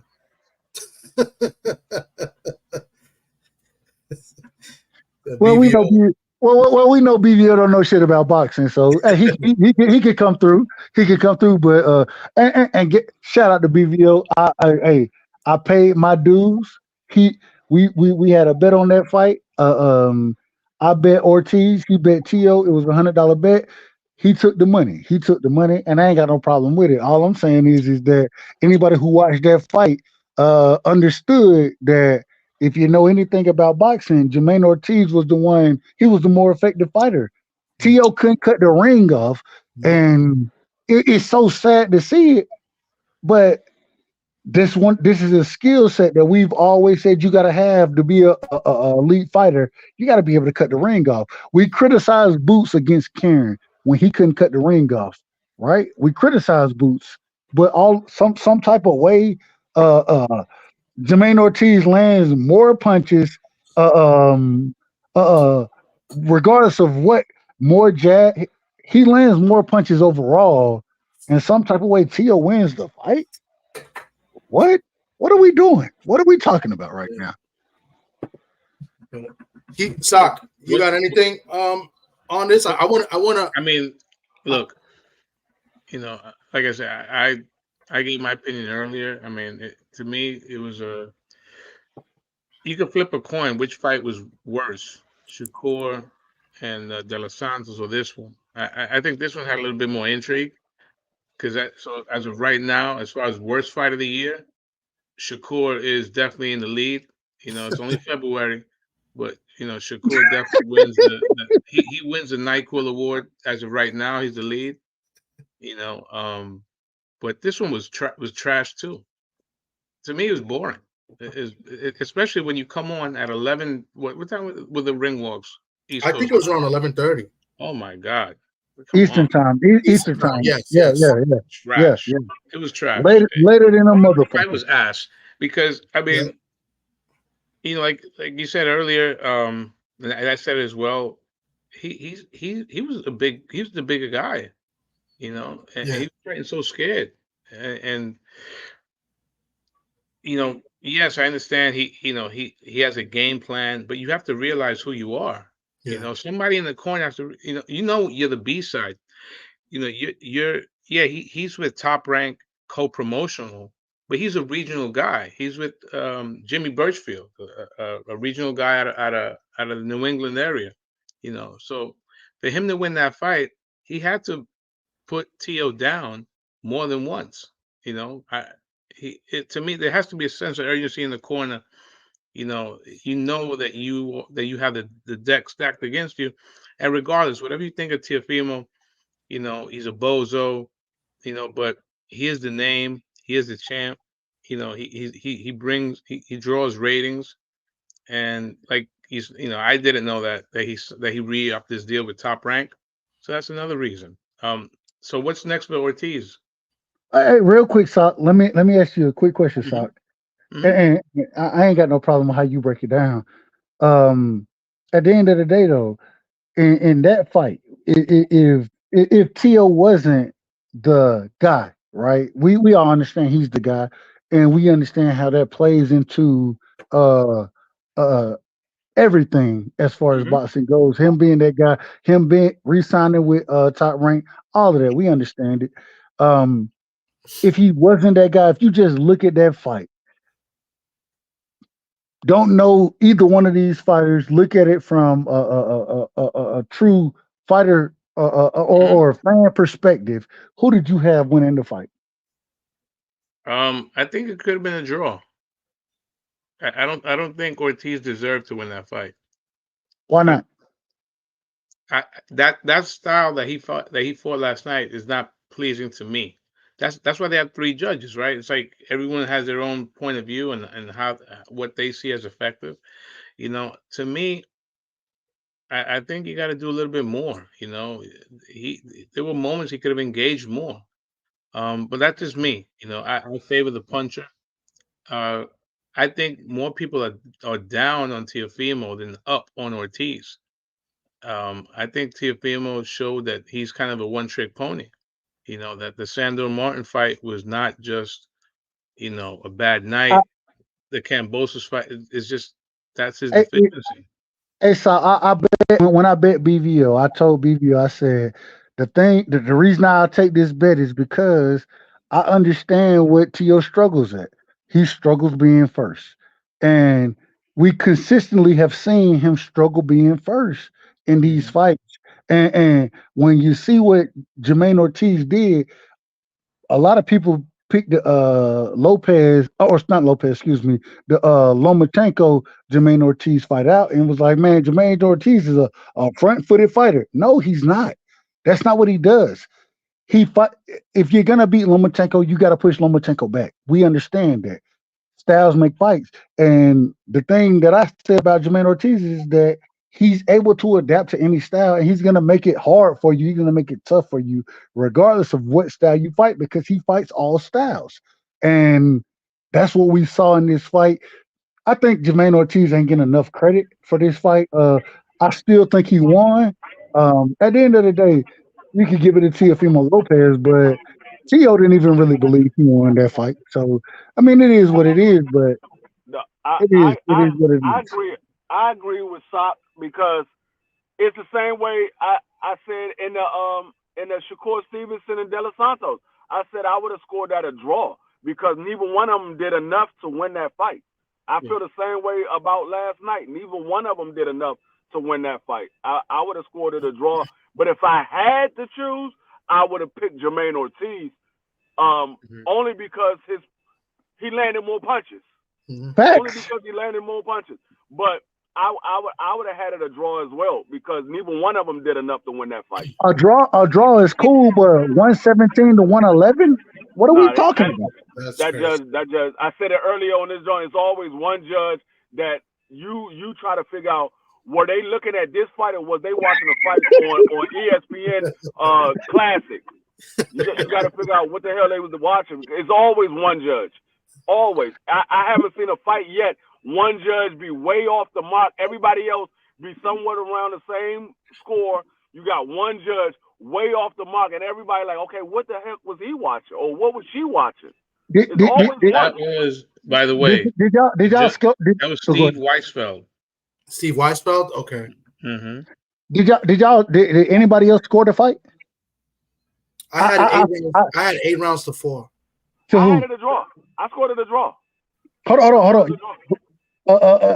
TD, who you had 8 rounds to 4 for who? Ortiz. I had it 8 to 4 as well.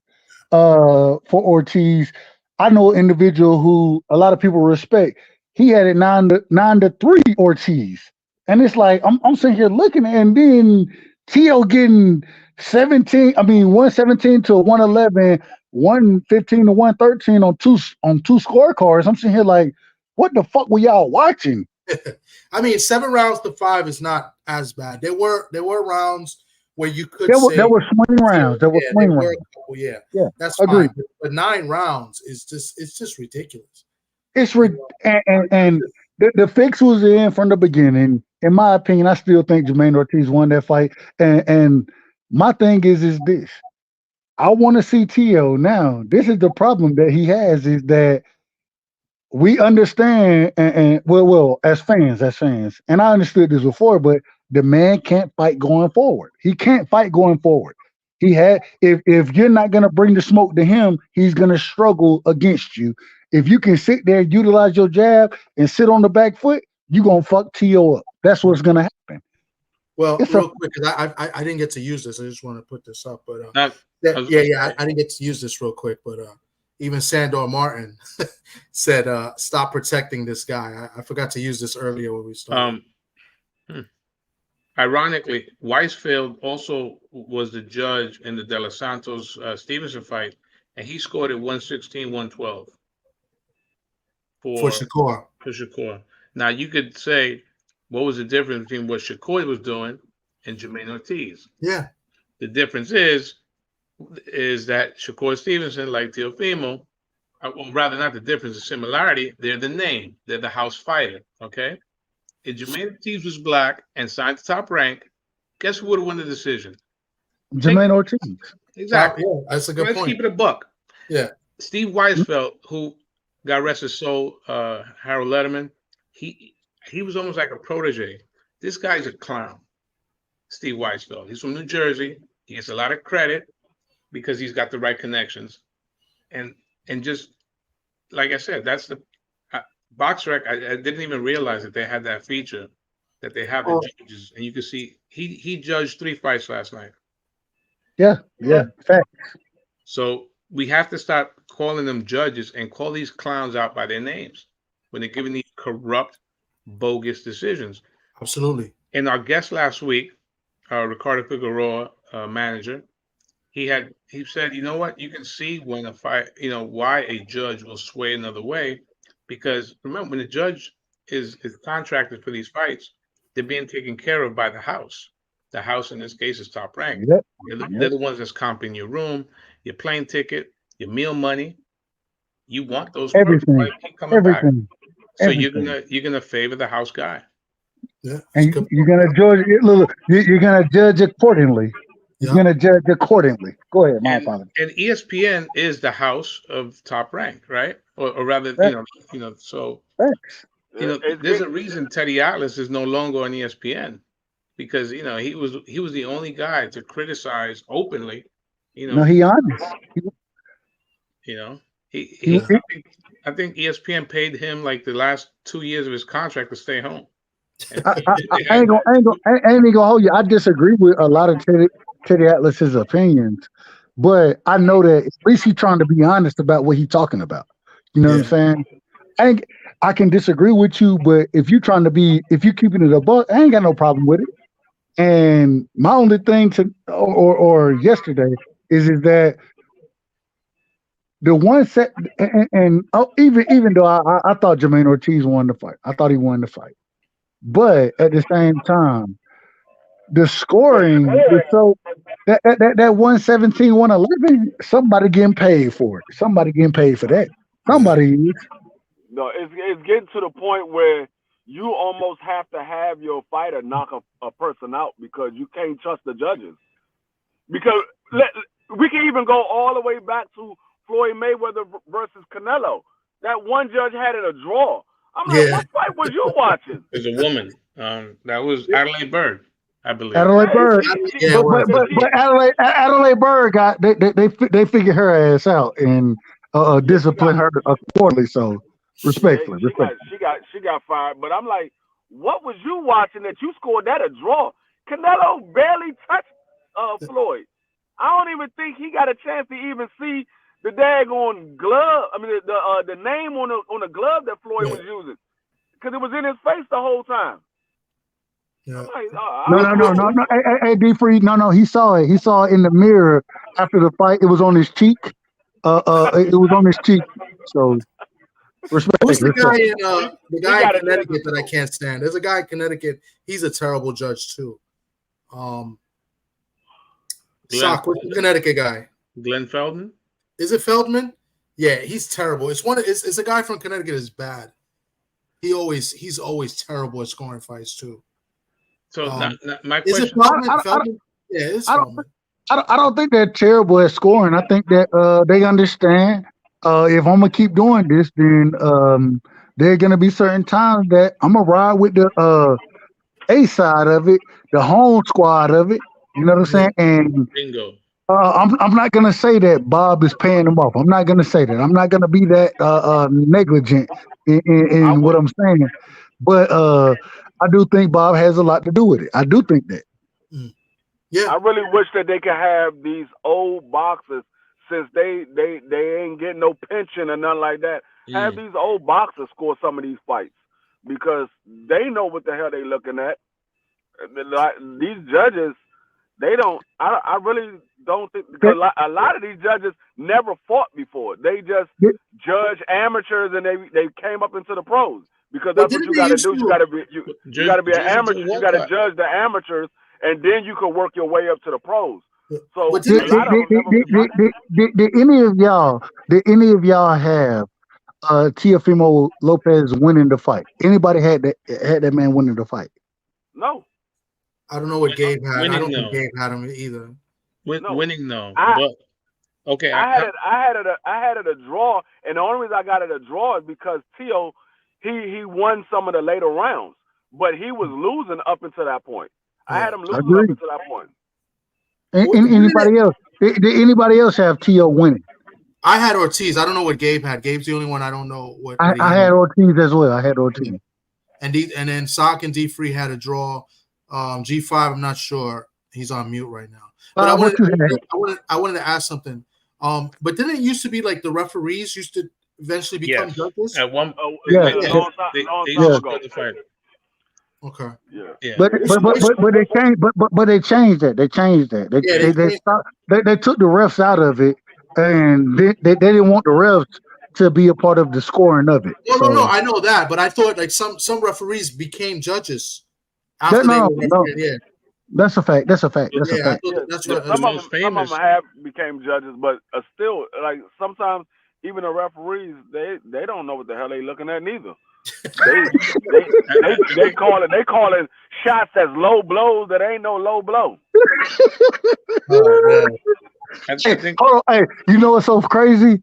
The Martinez fight, they missed multiple low blows in the Martinez fight. Multiple low blows was missed in that fight. So, that's what I'm saying. Sometimes but Martinez did it. He did a hell of a job in that fight. He did a hell of a job. So. No, those two low blows that was called on Usyk, one by AJ and one by Daniel Dubois.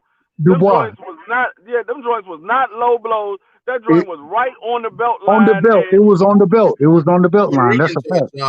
Pabon, from Puerto Rico. That was the Usyk fight. Yeah. Both of them. Yeah. It was the exact same shot right on the belt line, and his ass went down.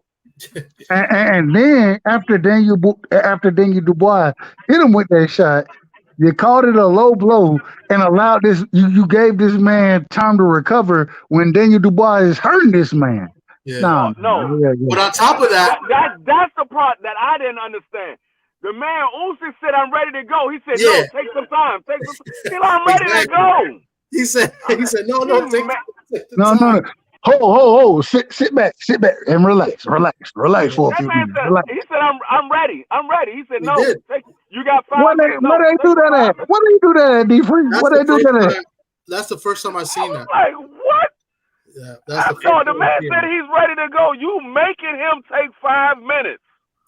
I was like, oh my God. It's been a rough last 6 months for referees and judges in boxing. Yeah. 20 weeks. That's not 20 weeks. I mean, you know what he did to Barossa. against Rolly Against Romero. Rolly? Against Rolly? Yeah. Yeah, you know, Tony Horrible, Weeks. horrible, Tony horrible, Weeks. horrible, horrible. you know, it's been bad, you know. Yeah. And the thing is, I mean, everything is televised now. I mean, there's no way out. You know, the World And that's the Series. thing. And the thing is, we all see it. We all see what's going on, and because we all get the opportunity to see what's going on, we able to make an objective observation on when you stop fights and do all type of things. Barroso, even though this man is all of 47, the man was putting hands on Rolly. He was putting hands on him, right? Mm-hmm. Yeah, I Yep. mean, Rolly has gotten 2 gifts. I thought he lost against the Dominican kid a couple of years ago, Martinez. Yep. Yep. Yep. Hey, Jackson Martinez put hands on Rolly. He fucked Rolly up. He fucked Rolly up. That was a Dominican guy, right? It was a Dominican Yeah. guy. Yeah. Jackson Martinez. I remember that. Yeah, Yeah. that was bullshit. But hold on, I'm gonna just be off camera for a minute. I'm gonna go to the living room to charge my laptop. But you guys keep going. Yeah. I I know. I be feeling bad for those people who thought they was about to become a millionaire and then they lose all their money because they was like, I got it. Hold up, what? Come on, man. How y'all get that fight to him, man? I won this. Hey, let me ask you. Let me ask this real quick. Five, you in the building? He's on mute. I don't know what happened. Maybe he stepped away or something. He probably lighting up. He probably rolling another J or talking to his kids. All right, go ahead. My bad. I want Five opinion though. I do want Five opinion. I thought Go ahead. Erickson Lubin, that was a bullshit decision too. Yeah, that one. That was a bad one. It wasn't that bad, but it was bad because, and the reason why I say it wasn't that bad because he did come back. This who was it? Ramos. Ramos gave those rounds back. He stopped. Man, Ramos was beating the shit out of Erickson Lubin, man. He was beating the shit out of him. I'm gonna tell you how you know. I'm gonna tell you how you know it was a bad call. I'm gonna tell you how you know it was a bad call because even Erickson Lubin corner thought he lost the fight. Yeah. Mm-hmm. They thought he lost Definitely. the fight. Mm-hmm. When they said Erickson Lubin won, them niggas was jumping for joy. Let's get out the ring. Happy than Let's go. motherfucker. Let's go. Right. They were like, come on, grab the belt. Let's go. Let's go. Like a thief in the Hey, night. hey, D3, what you say? Hey, we getting the fuck out of here right now. We getting out of here right now. They ain't We getting the hell on. We getting the hell on. He got his hand raised. They took the picture. He grabbed the belt, and they took off. Jesus Ramos is a much better fighter than Erickson Lubin. I mean, regardless of what you want to tell me, Jesus Ramos, that young man can fight. I'm here. And go ahead. My apologies. I'm long-winded. Before Gabe, welcome back, Gabe. No, Ramos gave. Yeah, I heard everything, man. I got the earbud in. I was in there getting the king situated. Yeah, I heard everything. It's all good. No, that's what I said. I figured he stepped away. What you know who? I mean, I know it's women. So who did you have winning 5? Tio or Ortiz? Man, as the back half of the fight progressed, I was like, damn, Tio gonna get the win. I felt like Jermaine Ortiz, he could have did more, and I do agree with Stock on that. It was times where he had him right in mid range, and he made Tio like turn his shoulder and head. I'm like, because Tio coming in off balance. I'm like, bro, he can really destroy Tio if he wanted to, but I think he could have did more and made it put a more. Who won the goddamn fight? Who won the fight, G5? I already said it, bro. I said Tio. I feel like Ortiz did, but he could have did more to make it or to sway the judges. You know what I'm saying? I knew on the back half of the fight, Tio was starting to win rounds, but I mean, It could have been a draw. Really, but And this is the problem I have with the sport of boxing is that when we watch an individual win a fight and because he quote unquote what y'all would tell me ran, I would say he utilized lateral movement, utilized his jab, landed more punches. That's what I would say.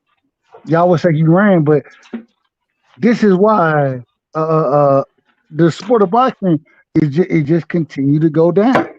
And when we have these type of decisions and what I will still call a robbery, when we have these type of things going on, niggas ain't trying to support no robberies. And it ain't gonna happen like that. And although this wasn't a pay-per-view fight, it was a great fight in my opinion. I was looking forward to it. I thought I said what was gonna happen. I told everybody Tio gonna struggle in this fight because Tio he struggles when he has to be first. And this is it was shown. He struggles being first. And so now I'm looking forward to Tio fighting other individuals. I want to see Tio versus Devin. Devin, hey, in my opinion, Devin might stop Tio. He might stop him, in my opinion. I don't know if he stops unless he quits, which would be great. But I don't see him. So what's next for Jermaine Ortiz? I don't know. I think he's going to have to face another contender, or he's got to work his way. Stylistically, now here's the thing: is that the same thing happens like Sandor Martin? Who wants to deal with that type of style, right? Yeah, well, Sandor Martin just took a fight. I think he fought a fight in Spain. He just and now he's the top contender to Haney's title. But obviously he's going to have to wait with Haney taking the fight with Ryan. So right, maybe he fights Sandor. I mean, that's not a fight that anybody really wants to see. If he gets by Ryan Garcia, I don't think Devin Haney's going to be at 140 much longer. When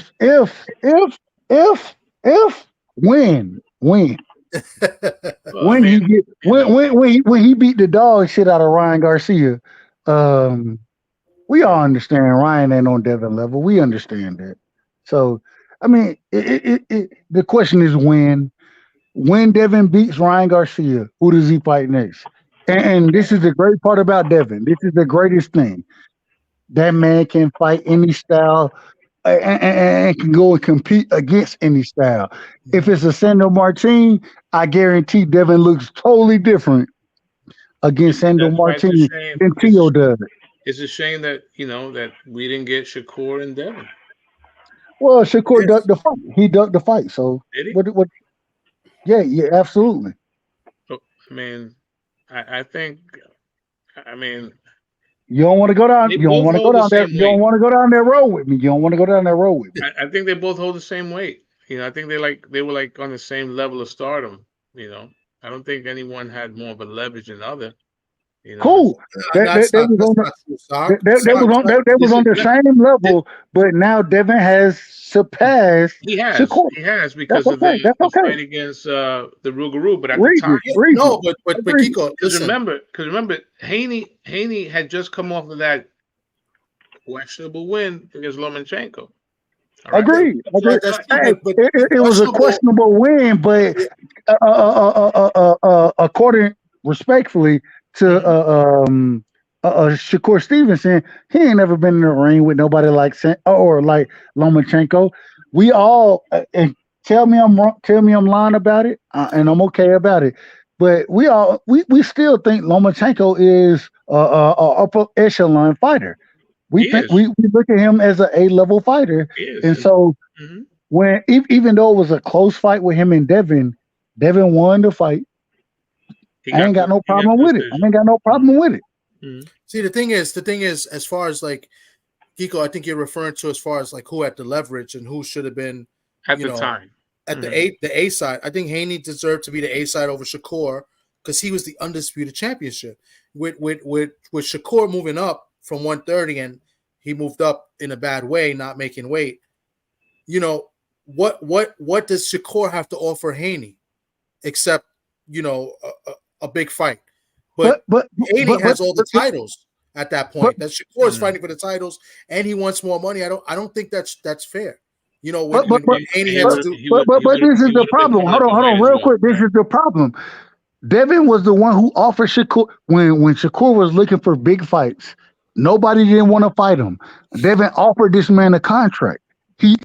Devin didn't have to do that, but he did it anyways and offered this man a contract and said, "Let's make the fight happen." And Shakur said, "No, it ain't enough for me. It ain't enough money for me." Cool. I ain't got no problem with him turning down the money fight. If it ain't enough money for you, I ain't got no problem. All I'm saying is the contract was offered to be undisputed, and Shakur has always told us he want to be undisputed. So why not make Devin look silly? Why not make Devin look silly and beat the shit out of him if that's what you believe you're gonna do? Make that fight happen. 25%, which I think if he probably could have got at least 30. Let's just say that. Like maybe he could have negotiated for 30, but he straight turned it down and said, if I'm not mistaken, he wanted 50-50, and I don't think he deserved 50-50 at that point versus Haney. Maybe somebody else, but not versus Haney at that time. Haney just went to Australia twice. But the thing is, hold on, TD. Hold on, real quick, TD. Did they not tell us that everybody is ducking Shakur? Everybody is turning Shakur down. At that time, right? Yeah, because they turned down a fight. He was trying to get Cambosis, and I forgot the other guy that turned Pitbull Cruz.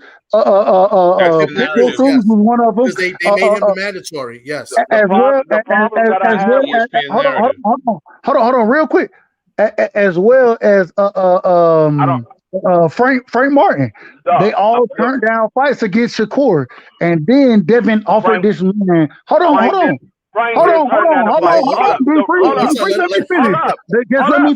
Let me finish, and then I'm gonna let you go. Let me finish. Okay. I could be wrong. That's fine. Let me finish, and then you can cook me on why I'm wrong. I ain't got no problem with it. All I'm saying is that Shakur offered all these dudes fights. They turned them down. Then Devin offered Shakur a fight to become undisputed, which everybody else is turning Shakur down. Devin offered this man a fight for undisputed and say take 25%. He turns that down, and all of a sudden it's on Devin. Go ahead, D. Free. I apologize for cutting you off. My apologies. You're wrong because Frank didn't offer Frank the fight yet. The fight was after that. Frank's fight was after that.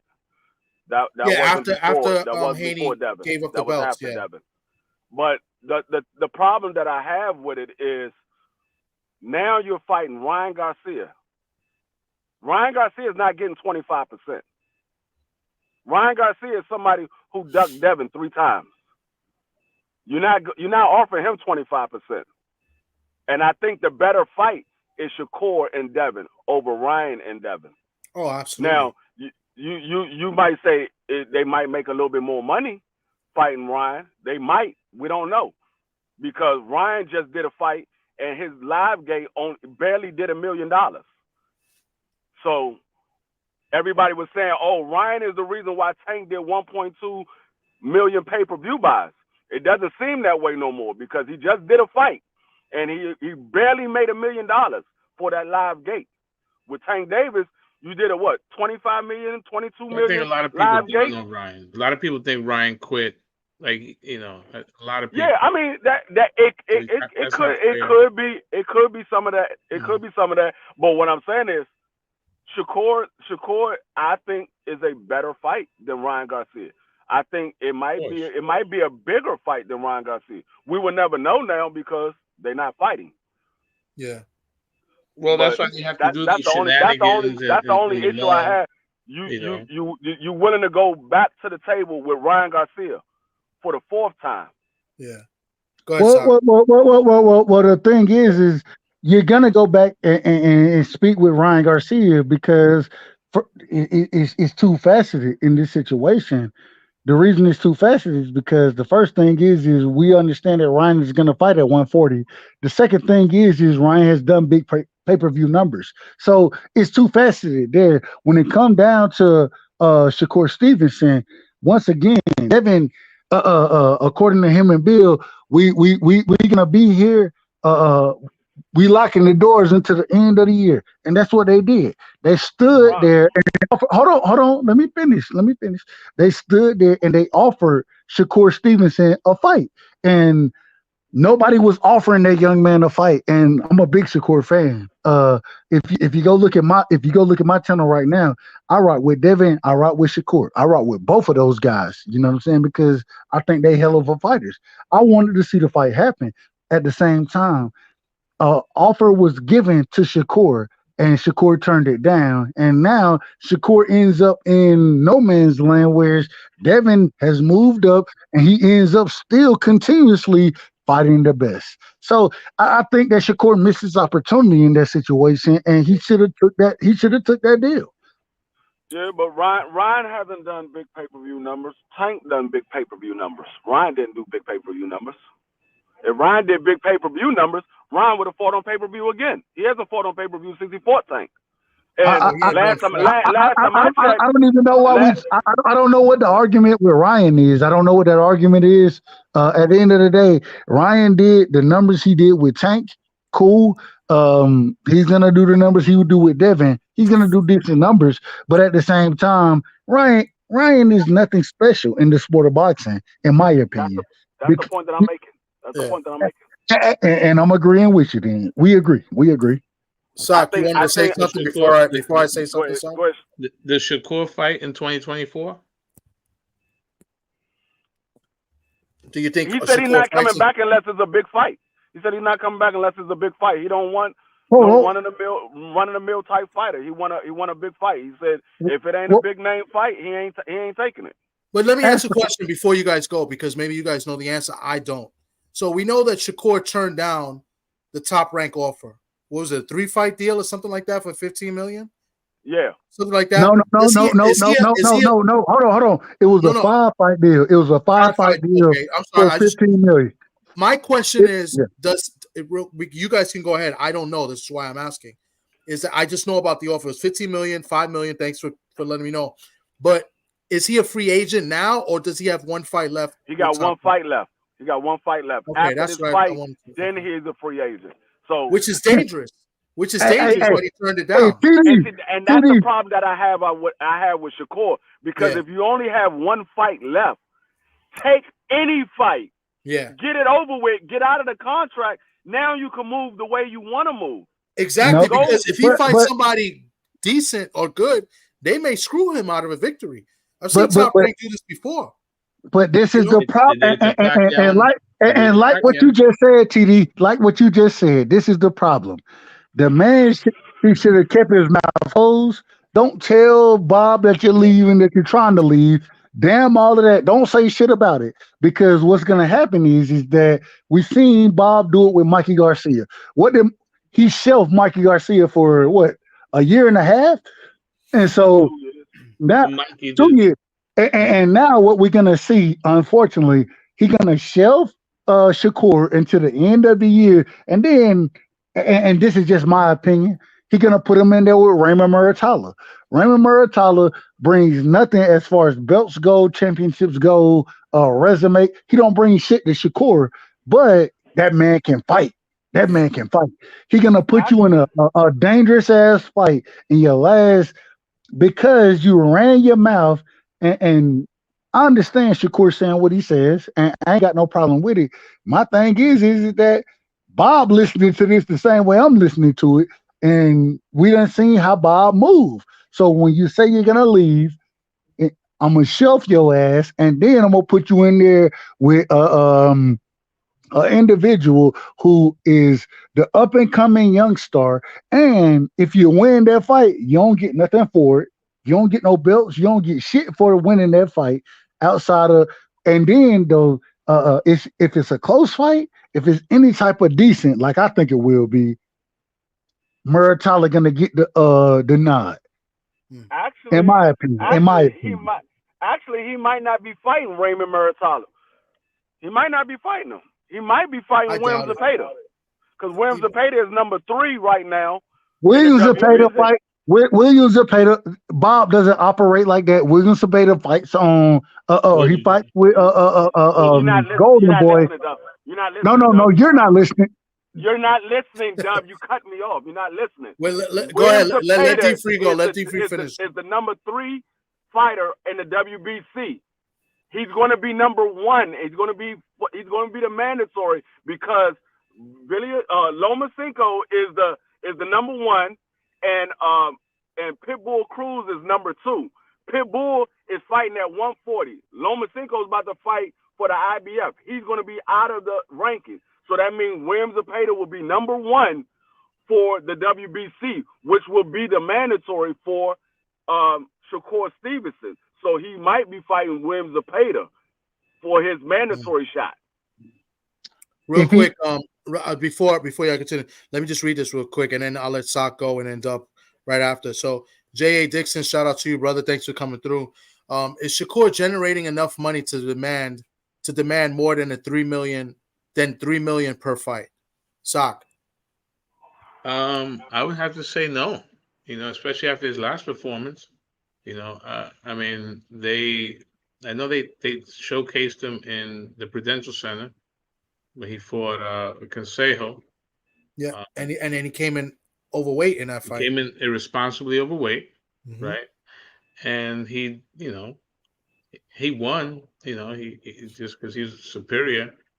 But Shakur, the only time Shakur really put his foot on the gas pedal was against Herring, and that's because they were in the same camp. There was no fear factor of Herring. He had sparred him before, and Shakur is kind of like in no man's land. I don't think his style is pleasing. I don't think he's got a natural fan base. So I don't know. I agree with the message. He doesn't demand that $3 million. Yeah, I don't think he generates enough money to demand more than $3 million. Mm-hmm. He's good, but because if you look at his live gate hasn't made $3 million. So how can you demand more than $3 million? You don't fight on pay-per-view, and your live gate is not doing $3 million. You can't demand something that you're not generating. Yeah, I agree with that as well. I mean, he's never done pay-per-view, and he hasn't really gotten a big fight. I mean, in my opinion, his biggest fight is probably the Valdez fight with a unified, and that was at a lower weight. So he hasn't had that big fight yet. So I agree. I don't think he deserves that. I think he's gambling. And even that Valdez, you have to go ahead. He was content. He could have stopped Valdez. He could have. But you got to remember. You got to remember why he got that Valdez fight.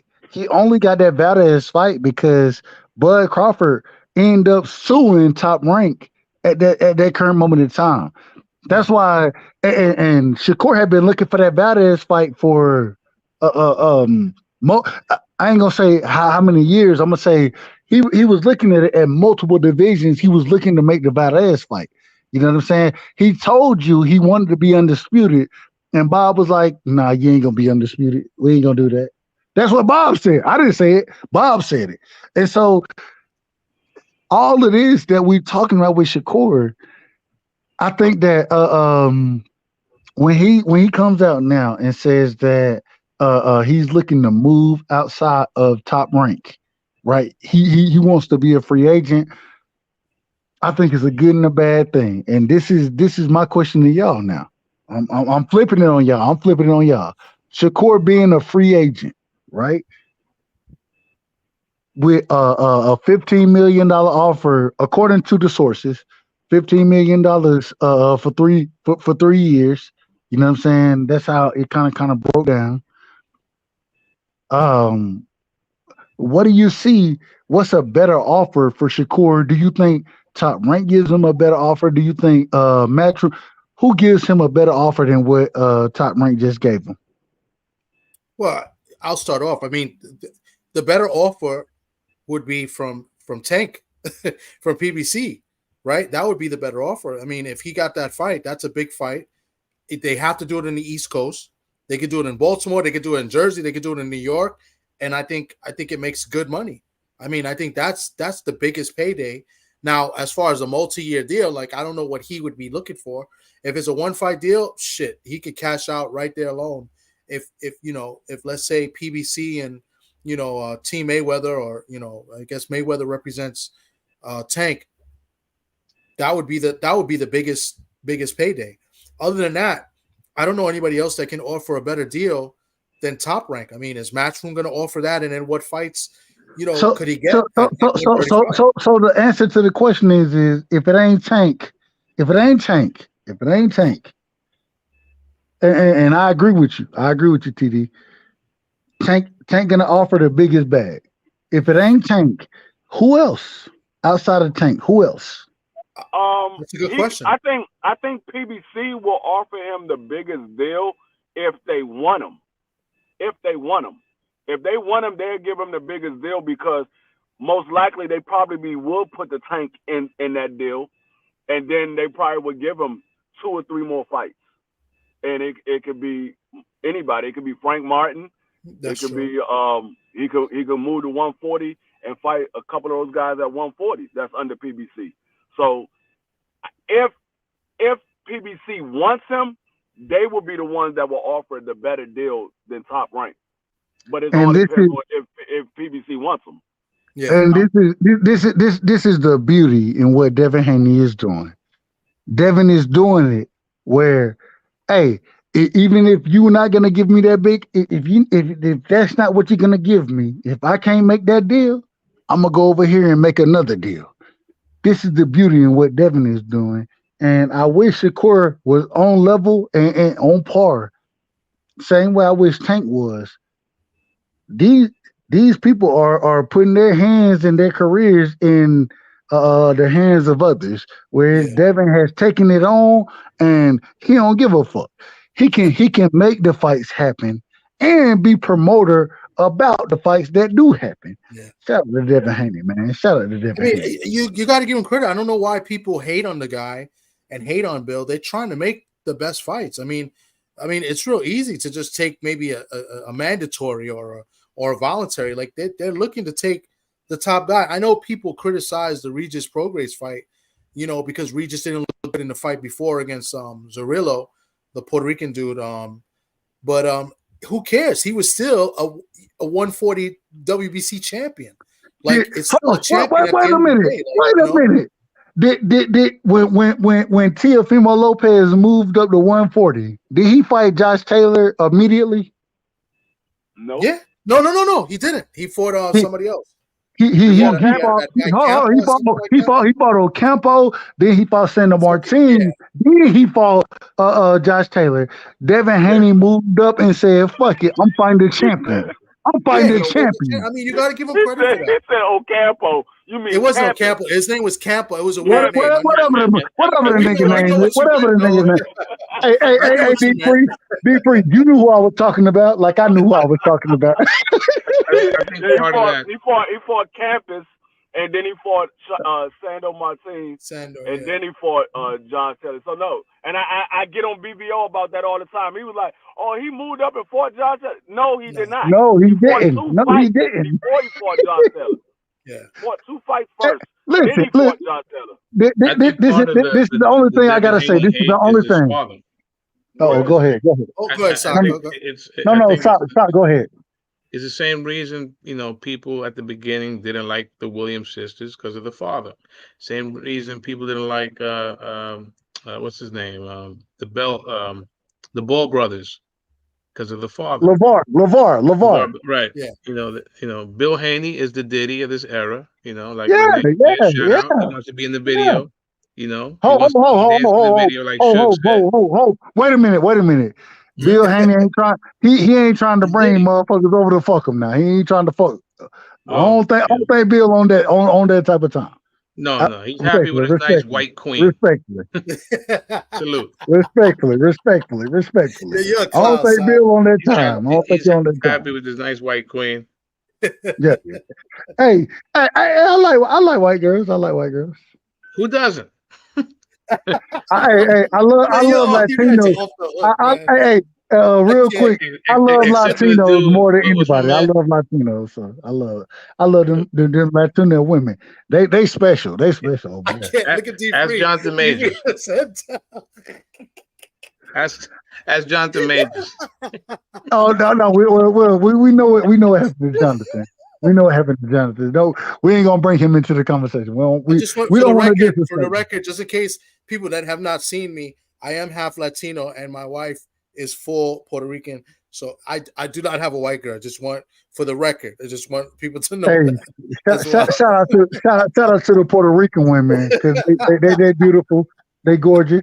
Shout out to the Puerto Ricans. Oh my God, you guys are clowns, man. The Dominicans. I love Dominicans more. Anyway, I plead the fifth. I'm pleading the fifth.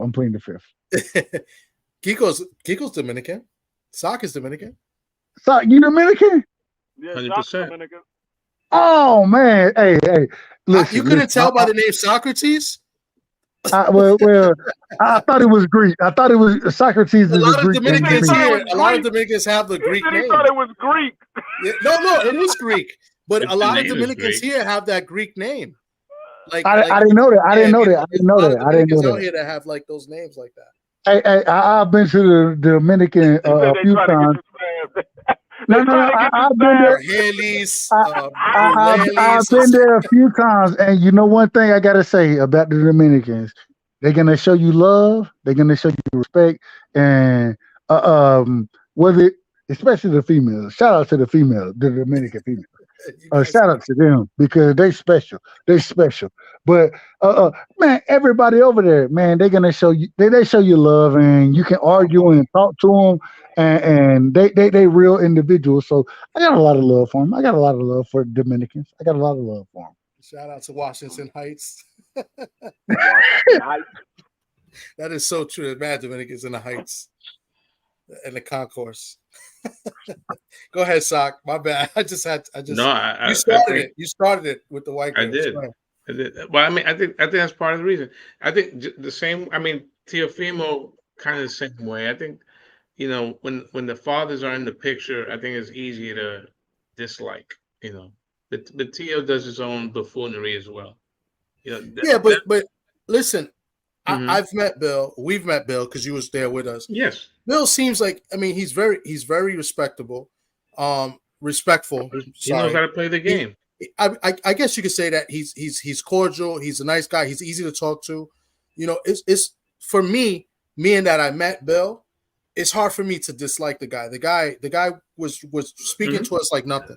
No, and it's not only when we caught him inside the venue, we caught him at the hotel and in the bar. He was hanging out and he talked to us like nothing. He gave us Bill is a cool individual.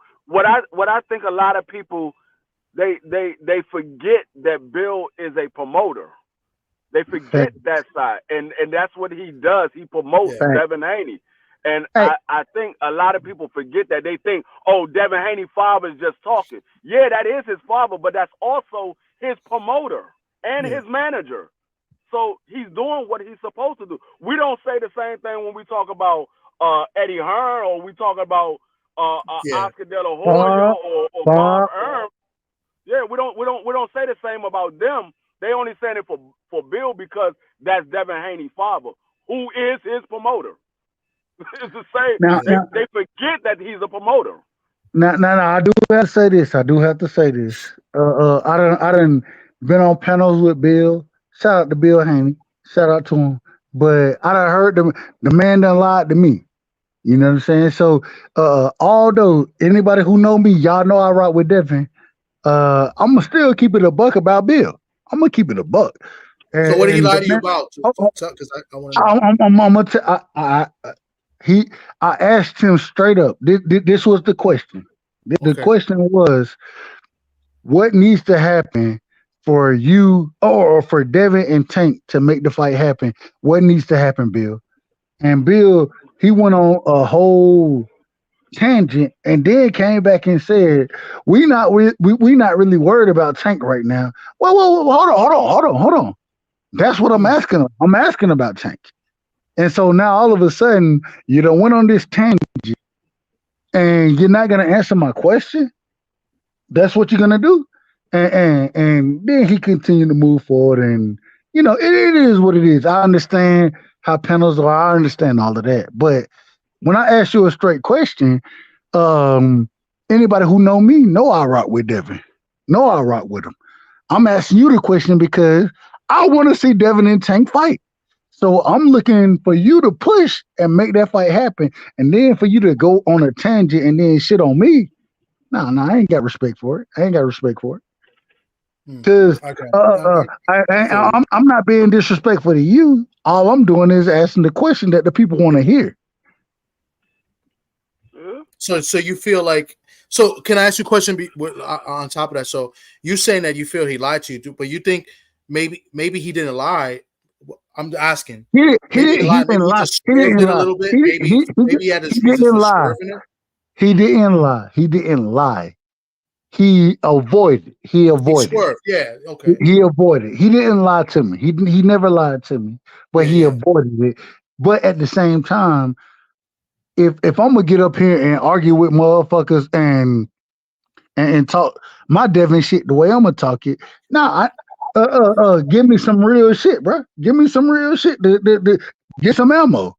And what you did was you avoided the conversation that I'm gonna go in there and make arguments about. No, I ain't making arguments about it no more. I'm not going to. Why? Because you avoided this shit. No, I need you to speak on it and be real about it. And I don't think Bill was real about it. I know multiple individuals who rock with Bill, and at the end of the day, the same thing I'm gonna tell you today, I'm gonna tell him. You feel me? So it is what it is, but I didn't respect it. I didn't respect it. I feel you. Real quick before somebody goes, let me just read this real quick because I want to say something. There are different.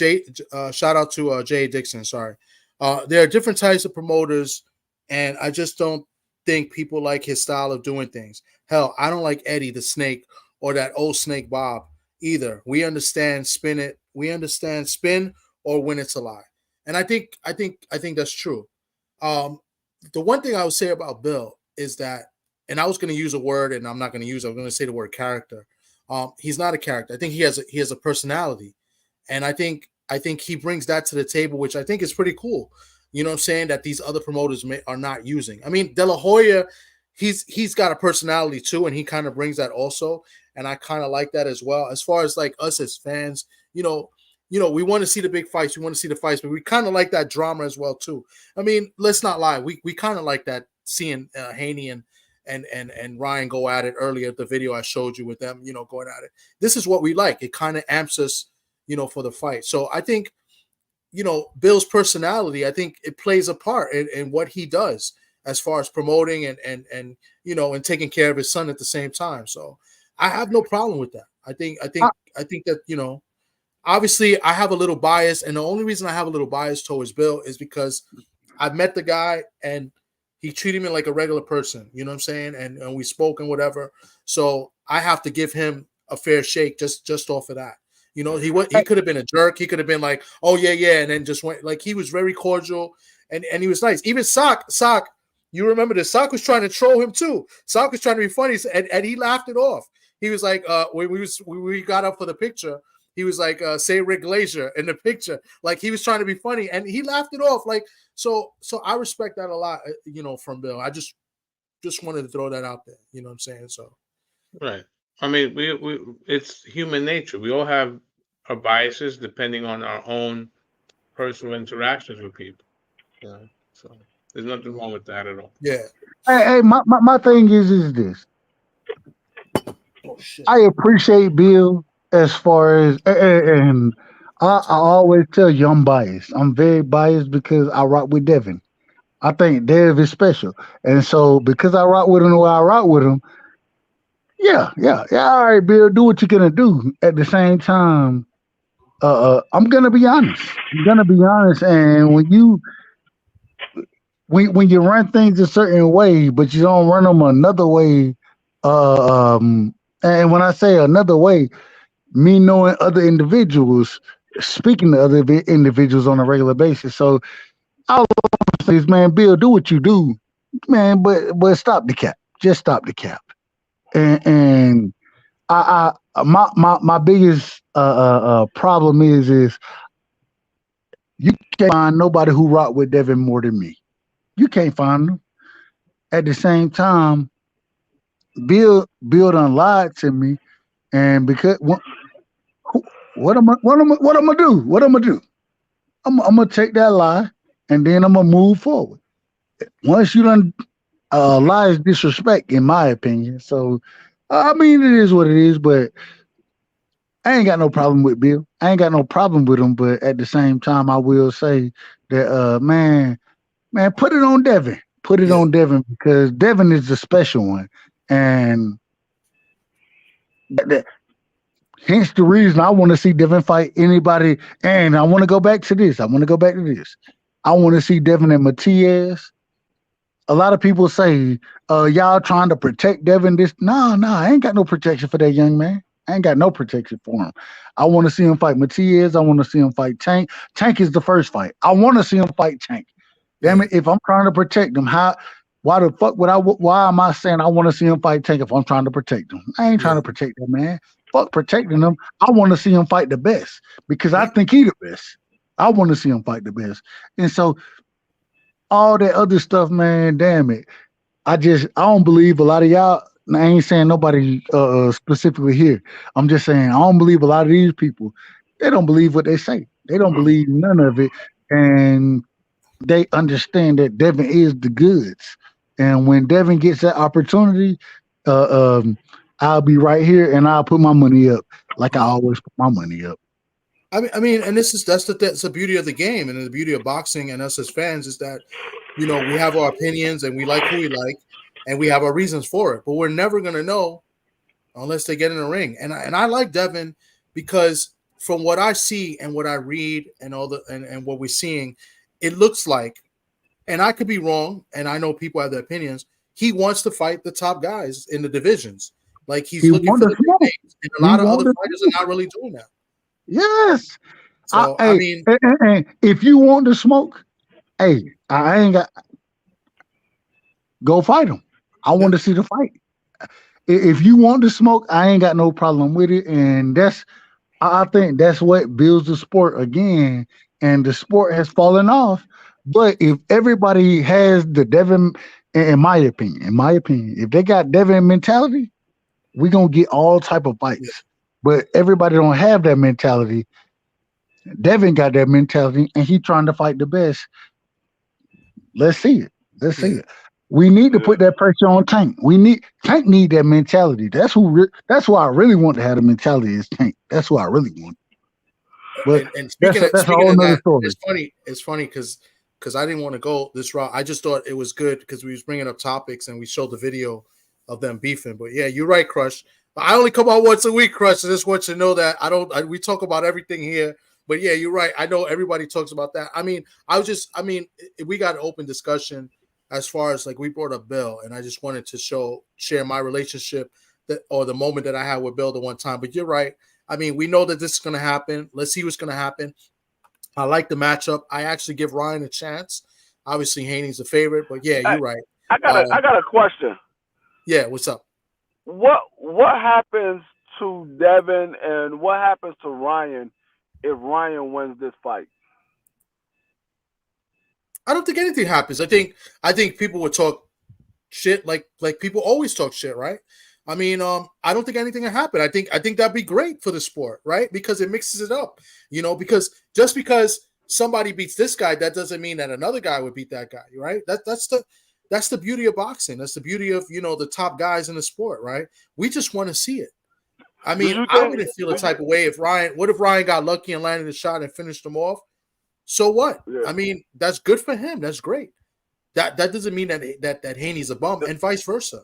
I mean, I can't say vice versa because I have a feeling about I don't feel much about Ryan. Go ahead. You think it sets up a rematch for Tank Davis, or does it set up a fight for Devin and Tank? Who knows? Because honestly, right now we just don't know what Tank is gonna do. Right? At least we know we got his fight signed. Tank hasn't fought since what, May?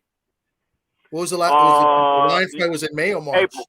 It was April. That's a long time. I mean, and you figure if he gets a fight now, that'll be a year. So, as far as I'm concerned, I don't know because we don't know what Tank's doing. But there's other guys in the division that need to make fights. So whether he wins or lose, so what? That's just me. That's just my opinion. Yeah, I mean, I don't care either way. Yeah. But I think I think that's the problem with these fighters is because the fans are so quick to throw a fighter away once they take a loss. And we didn't used to have that back in the 90s and the early 2000s and the 80s. When a fighter lost, so what? We see a rematch. People don't want to do rematches no more. You barely see a rematch now. Like I don't know what happened to rematches. Now I can understand if a fight was just terrible and you say, you know what, I don't want to see that fight again. But if a fight was a good fight, what happened to having a rematch? Why we can't get a rematch? It was a good fight. Yeah. Yeah, for real. Sock, you got anything on this real quick so we could move on? We haven't even talked about the Super Bowl. Huh? I'm about to tap out. I know. We've been on for a minute. Real quick, I appreciate. I just wanted real quick because we could keep talking. I know Sock got to go, and I think Sock got training in the morning too. So, but I just want to say thank you to everybody that's been on. Special shout out, Ofacio Falcon is on. If you guys get a chance, rewind it. He spoke a little bit about his fight next week. Next week we got a big card here in New York, Madison Square Garden, the Hulu Theater. My guy Ofacio Falcon, he's on the card, and as you see here, my co-host Socrates Palmer Jr. Geeko, aka the Sock. He works with Ofacio as a strength and conditioning. We also got Shu Shu on the cards. Shaki Foster is fighting Abraham Nova. It's going to be a big card, so we're not going to be live next Friday. We may shoot some video from the Hulu Theater. We'll both be in there, but you guys get a chance to rewind and check that out. I want to say one thing real quick. Shout out to You always man. got one more thing to say, man. I know. I apologize. Hey, that's the person that I am. That's the person that I am. Man, shout out to Sock, man. Thank you for giving us that different perspective, that different information. Shout out to my brother TD for doing the same thing, man. Like, hey, I'm gonna get on here and argue with the best of y'all motherfuckers. Yeah, you goddamn right, I'm gonna argue. But at the same time, I love the information that y'all give and the perspective that y'all give. It means a lot to me. So shout out to y'all. I would be wrong if I didn't credit you. But goddamn, Sock, you ain't gotta do me like that, man. You ain't gotta goddamn. I didn't do it. What did I do? I got a Thank you. That was A1, dude, Dub. That was A1 that said that. A1. A1 said that. A1 said you always got said it. We know A1 don't know shit about boxing. A1 don't know shit about boxing, so we got to take that with a. We're not gonna address A1, man. He don't know shit about boxing. Hey, I know one thing. I bet you can't not interrupt yourself trying to tell me I don't know shit about boxing, though. Oh, bloody. Hey, I got a beef with Shu Shu too. Cause we had the interview with Shu Shu. He knew he was going to be on that daggone card February. Oh yeah, 15th. He did. Yeah, he didn't want to say it, but I was implying to it. I knew he was going to be on the card. Yeah, he knew he was going to be on that card. He tried to keep it a secret. I know I'm going to let Sock close it out because I know he got to go. I'll stay on with you guys, but I just want to say, of course, thank you to my co-host Sock. We got a couple things brewing for the next few weeks. We're hoping to get an interview tomorrow. Oh, Dub dropped off. He'll be back. We're hoping to get an interview tomorrow. I'm going to follow up tomorrow morning with Arnold Gonzalez. He's also on the card. He's from Harlem. He lives out on the West Coast, but he grew up in Harlem. He fights at welterweight. He's going to be on the card as well. We're trying to get him.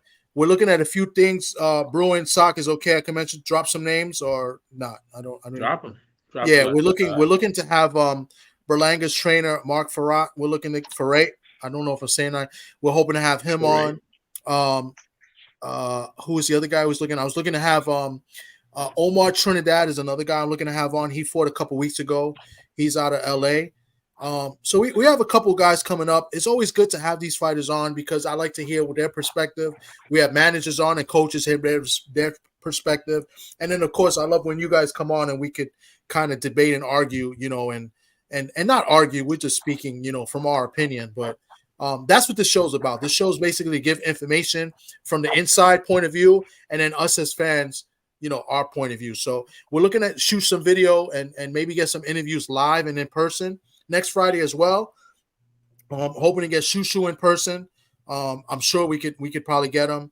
And then media day and media week next week, we're going to be at some media events and maybe catch up with a couple of fighters and trainers as well. So Clarence McLean is going to be out there too. So I'll probably hook up with Clarence as well also. So yeah, that's what I wanted to say before Sock gets on and have his closing thoughts. Yeah. Great show. Everyone, thank you for your participation. D Free. What can I say? What are your thoughts on that new head coach you got? What's that? On the Commanders. Oh, hey, they putting the coaching staff together. They got a nice little squad they putting together. Hopefully it come together and we could turn this thing around next year. Got you. And it looks like you guys are right. Chase Young, he's been underwhelming since he's been in San Francisco. So he needs to show up on Sunday. They talking about benching him. Yep. Wow. So, that seems like a really good trade right now. What you got? What pick did you get for him? We got I think we got a second round and a third round for him. It's pretty good. It's looking really good. So, 8-1. Salute to you, sir.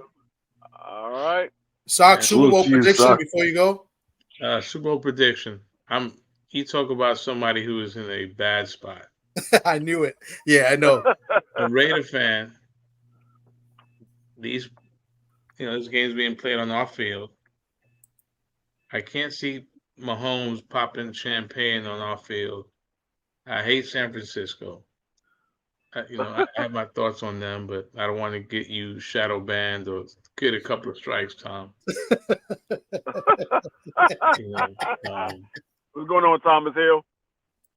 So I'm picking San Francisco, although the best player plays for Kansas City.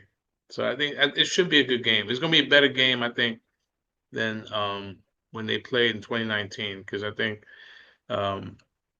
Frisco has a better offense. McCaffrey with that bye week, I would look out. He may be that MVP on Sunday, but then Andy Reid on the bye week is a motherfucker, like they say in France. They got the coach. They got Spagnuolo. If a coordinator ever makes it to the Hall of Fame, it's gonna be Spags if he gets his Super Bowl. Yeah. So it's a good point. It's a really good game just from the outside looking in. Brock Purdy. A lot of us think that he's a product of the system. He's a passenger in a limo, but it's his time to shine. Spotlight. But I think I'm picking San Francisco partially off of hate, and also because I think they have a little bit more weapons, and I think playing in the dome is going to help Purdy. Help Purdy. So I'm picking San Francisco in a one possession game. Okay, it's going to be a good one. Well, Sock, I appreciate you, of course, and I know you got to go, and I'm gonna stick around a little bit longer, but we'll thank you for having me on. Yeah, we'll talk tomorrow, of course, and stuff. Be safe out there. D Free. All right. A1. Yep. All right, take it easy, Zach. Thomas Hill. We actually interviewed Shu Shu about a month ago. About a month. Was it a month or maybe a little bit longer than that? A little bit over a month. It was last month. We had Shu Shu on. Yeah. It's on both our channels. If you get a chance, just scroll. I think D Free has it in his live. I have it as a live and a video, but we definitely If you go to my channel, that's the first video you see. That's the premiere video I got on my channel. Yeah. Shu Shu's cool. I mean, he's a nice guy. It's good to get him now before he really blows up. I think he's going to be a star. But he's a very humble guy. Sock knew him since he was like 6-7 years old from the amateur days. He was fighting a little kid. We even posted a video of him as a 6-7-year-old in the interview he had. So, he's a real good dude. I met him in June at the theater. He's mad cool. We took a picture. Listen, and then when we did the interview, I messed up his name. I thought he was going to kill me. So, I mean, he's mad cool dude. It was a good, I don't know how I messed up his name. I don't know what the hell was wrong with me. But, we're hoping to get him, to be fully honest, I just want him to get on the mic and say, yo, check out my guy, Tom on YouTube. But, whatever happens. But yeah, he's mad cool. Check that out. It's definitely on D-Free's channel and on mine and stuff like that. But, hey, Thomas. What's up? Not to interrupt. Was it you or D-Free that said, I think it was you that had just asked about the topic of if Ryan beat Dev, what does it mean? Or like, what does it mean for whoever loses? That was me. That was you. Can I offer an opinion on that? Of course. I feel so if Dev beat Ryan in the boxing world, that's kind of that's what's expected, right? So if he beats Ryan, for Dev, it doesn't really move the needle for Dev unless Dev like dominates him. He doesn't have to knock him out. He just has to like dominate him and like beat him up bad. Because obviously we know Tank stopped him, but then there was a controversy behind the stoppage. He was already hurt and weight drain and all that jazz.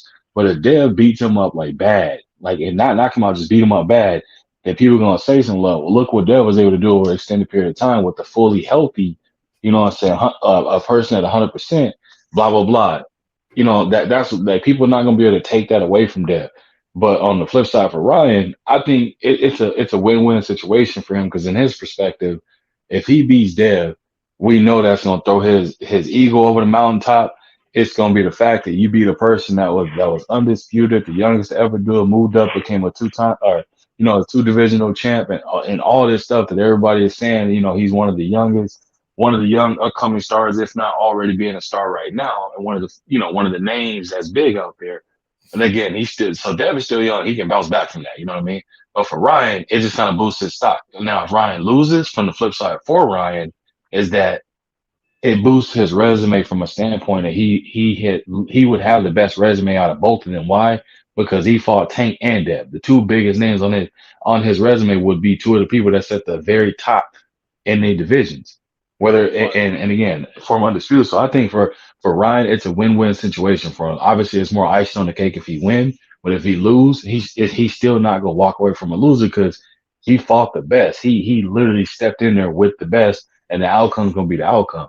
That's just kind of like when I was thinking about it. I think I actually said this some of that earlier when I was on Upper Echelon channel cooking on his panel with that too. I was like, just off of that perspective, like Ryan's in a win-win situation, bro. Dev is the one that got the most to lose if you had to choose between the two, but hell, he's still young enough where it's like, hey man, you know what I mean? Like sometimes you win, sometimes you lose, but he got the skills to be able to transition to, you know what I'm saying? He can go from 135 to 147. You know what I mean? Just because how big he is. Right. I think that's a good point. But I also think it depends how he loses. Like, yep, that's true. It depends how he loses. Like if he gets washed versus Haney, which I think he could, but if he has moments, then yes. Like, if he has moments, is there Crush? Hold on, let me put it again. If he has moments, it might be on my channel. If he has moments, I believe, yeah, you're right. I think he's in a win-win situation. Like either way, he could bounce back, he could get another big fight and move up. But if he gets washed, I think people are going to start talking about Ryan. It's like, is he this prodigy? Is he as good as what people thought he was? You know what I'm saying? So, yeah, but I think you're right. I think, but I also think it depends on how the outcome is. And honestly, I think he's a live dog. I mean, it's obvious he's the dog. I think he's a live dog because I do think he does possess that power. And we've seen Haney hurt before, so it can happen again. You know what I'm saying? So yeah. But that's the beauty of boxing in the matchups. Yeah. What is my man? Hold on, my man Gano. Gano was good. Gano, haven't seen you in a minute. He said, "What if Ryan stops Haney? If Ryan stops Haney, that's big for him." What's up, Crush? What's going on, Crush? Crush is about to tear us a new one right now. What's good, OG? What's going on, y'all? What's going on? Y'all cooking, man. I enjoy amazing cooks. I can go around and pop up and enjoy some good cooks, man, because some of these cooks lately ain't been good cooks, man. So I appreciate it. Just wanted to add on to this greatness y'all got going on, this great talk y'all got going on. And speaking on Ryan and Dev, yeah, it's a win-win for Ryan. But my question is this, and this pertaining to Devin Haney. And this is the part of boxing when we really find out how tough the Teflon is when they take a loss. You know, not that I want to see him lose. If the kid can beat all the top guys and really beat these guys and go out, not losing to him, good thing. But because of the admiration he gets from his fans, they say he's perfect. None of these boxers are perfect. None of them. They all lose. And I'm wondering, it doesn't matter who he lose to, but I'm wondering how would he bounce back if he take a loss? Because see, being at the top and getting all these praise, a lot comes with that. And we have seen in boxing that a lot of guys after they took a loss, some of them wasn't really built like that. They fell apart. They mentally just couldn't get themselves back together. But this is the fight we should be talking about. We should be talking about a fight that's happened, not a fight that's not happening between guys that's not in the same weight class. That shit is my nerves. Right now, it's about Ryan and Dev, not Tank, Ryan and Dev. Tank and Ryan already fought. It's about Ryan and Dev. They fight April 20th. I don't know if they're going to change it and put it on pay-per-view. I don't know. But it should be a good fight. I finally want to see it. I said that Ryan broke his cherry when he fought Tank, and he's finally getting in there with Devin Haney, who he avoided for years. You can no longer throw that at him because he's doing it now, just like the same thing with Tank. And think about the resume, because everybody is focused on Dev resume and Tank resume, man. Other guys is moving around. These resumes will probably wind up being better than the both of theirs. And this is a perfect example because Ryan does have a better resume because he has both men on his resume. No matter if he loses to the both of them or not. We can't say that about those dudes. We can't say it. And I know how much they try to give Dev extra credit on his resume. It's not that much better. It's really fucking not, people. I need to stop it, okay? I need to stop it. But it's a 50-50 fight so far. Either one of these guys could win this fight. So if anybody thinking that, oh, it's a sure win for Dev, y'all tripping. Ryan shouldn't be counted straight out. Who knows? Ryan might look comfortable fighting against Dev. He faced a puncher, so he might not be afraid, worry about the power, but it's not the power that make fighters think 2 or 3 times about going in. I hate when people say that. Oh, hey, he got to have some power because they're not getting it. What y'all forgetting about boxing IQ? That's the most important thing. It's not about if a person can take a punch or not. It's about the boxing IQ. How can you get around the jab? How can you get around his hook? How can you slip his punches? And Dev has good punch placement. He has good timing, and he has good speed. That's why the guys is hesitant in getting in there. Y'all talking about this damn power. Everybody don't need power in boxing, and a lot of people have power. They may not have punching power, but they power rely in other parts of their skill set. So Dev does have power. It's just not punching power. Yes. He's a strong kid.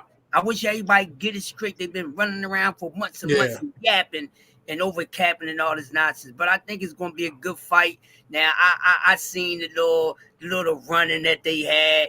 Man, it looked staged to me. It did, even if it ain't staged, they all look soft as goddamn cotton balls to me. Then Bill Haney, please, my man. You're my age, my man. You're my age. You're in your freaking 50s.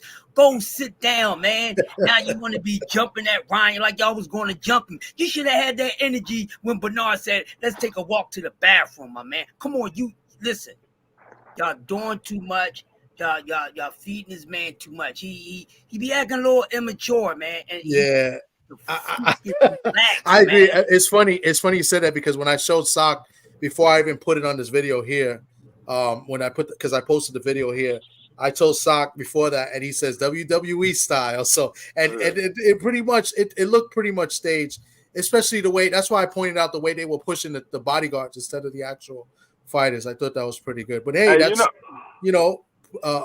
promoting the fight. Yeah. And you know what I just thought about? I didn't even think about it till Crush started talking.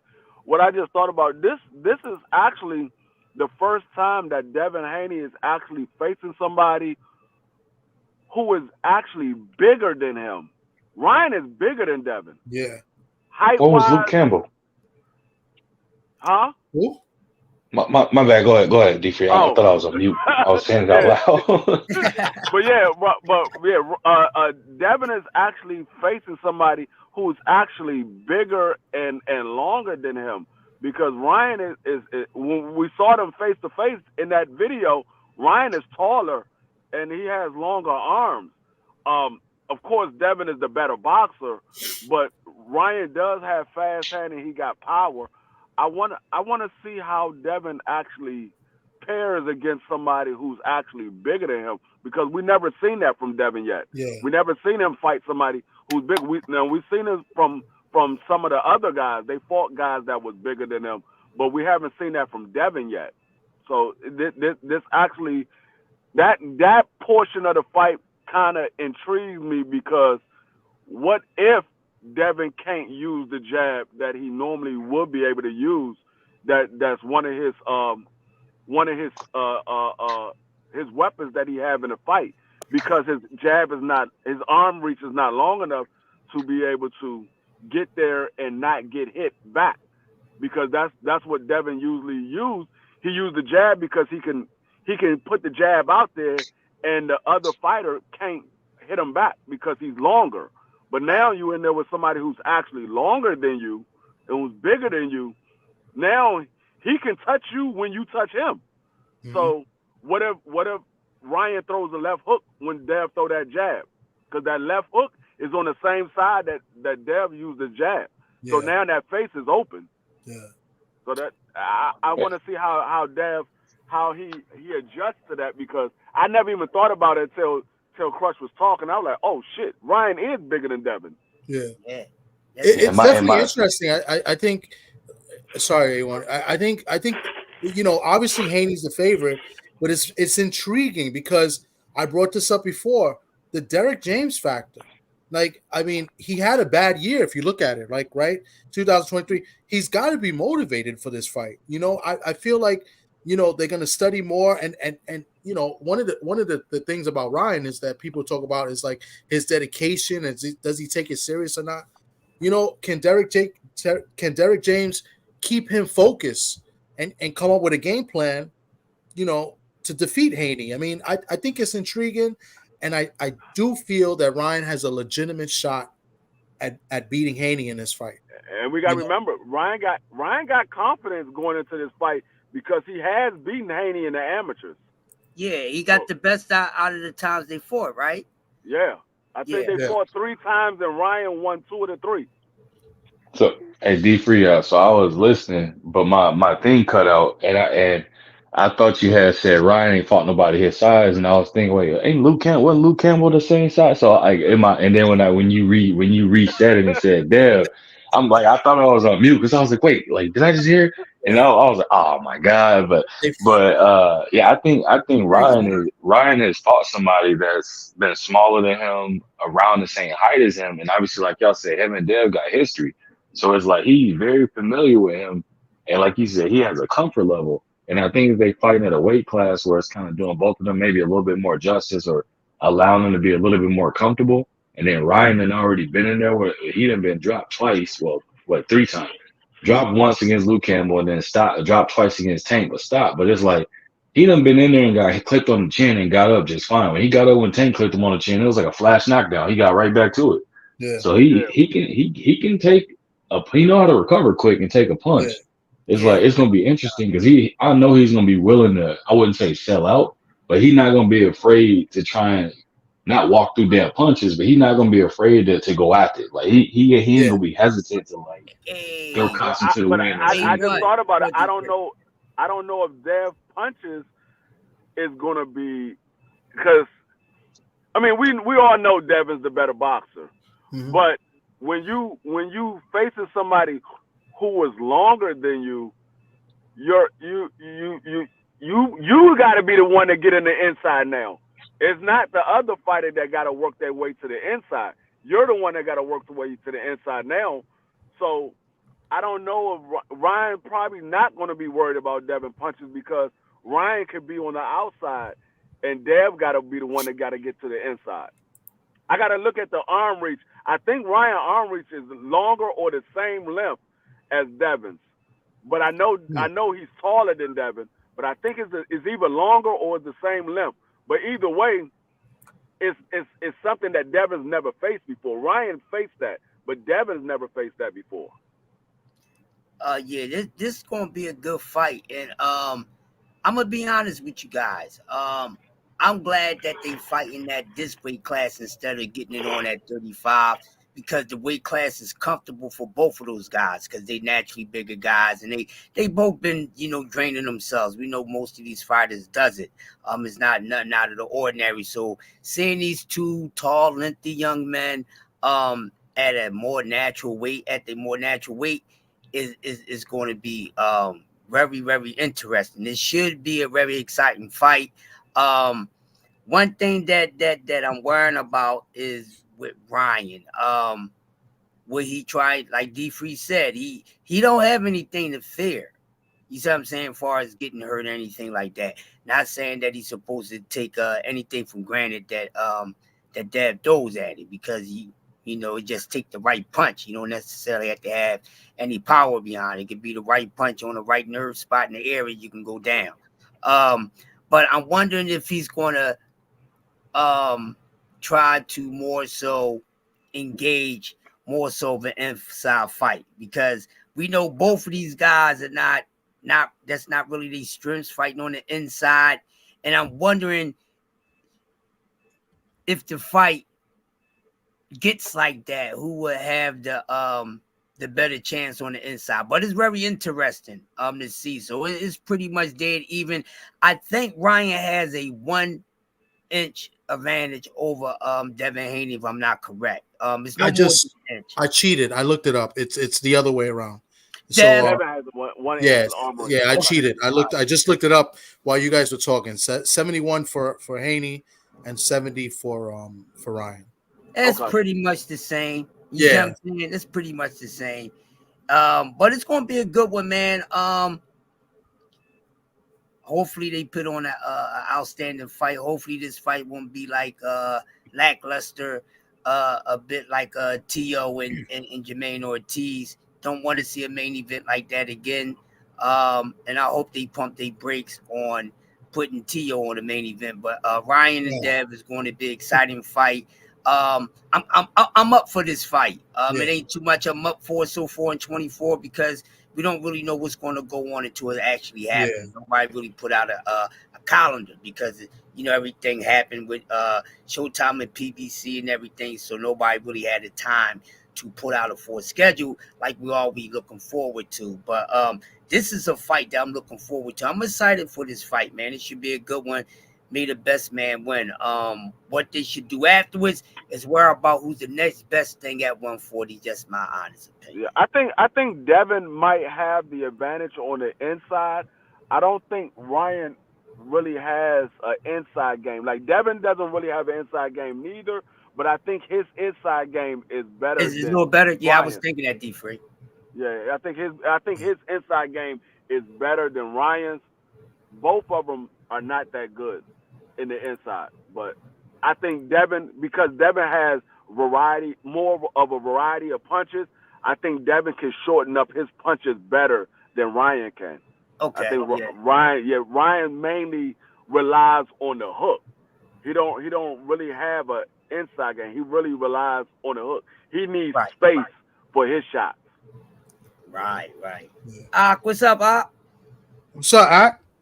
Well, yeah, what's good? What's good? What's good? What's good? Thomas. What's good? V3. What's good? What's going A1. on? What's good? Crush. I'm just listening to y'all cook. I was like, you know what? I'm about to go on break anyway. Let me show my brother some love. My brother Thomas. He always show him love. So, you know what I mean? Jump on here, man. What y'all talking about? Devin and Ryan. Ryan, yeah. Yeah, WWE. we're on that. Yeah, WWE. What's good with it, Jab? as we said, yeah, the whole little, that little play that they did, which I Yeah, thought was yeah. pretty I look. Yeah, Let me tell you man. something. They are very smart. They look. If good. that pay per view do great, I'm not gonna be surprised. Like Bill about to jump in it and all of that. Let me tell you something, yo. If I ever do a movie, I gotta find Bill. If I ever do a boxing movie, Bill don't even gotta audition. Right. Bill gonna be right on it. Yeah, But yeah, let me just say, salute to both of those guys, though. You know, from a fighter aspect, you know, I'm glad that Devin kind of removed that stigma because there was looking like there was a point where he was just fighting older guys. You know, I just gotta call a spade a spade. So I'm glad that he's fighting somebody that he knows, you know, from the amateurs that's in his age bracket. And Ryan. I'll give him credit too, but I kind of felt like he kind of had nowhere else to go. If it was up to him, he would be fighting Roland, who everybody feels is the weakest champion at yeah, 140. And if he was my guy, I would have told him to go after Rolly too. You know, from a business aspect, I want you Hmm. to become a champion. You know what I mean? Just get that, and then if you gotta fight somebody like Devin, do it in the unification because it's more work and there's more dollars behind it. But I'm not mad that it went down how it went down. I think Pitbull Crew is gonna beat Rolly anyway. I got Pitbull in that fight. mm, Um, And yeah, once Jab done, I y'all was was gonna saying? jump back in on it. No. Go ahead, go ahead.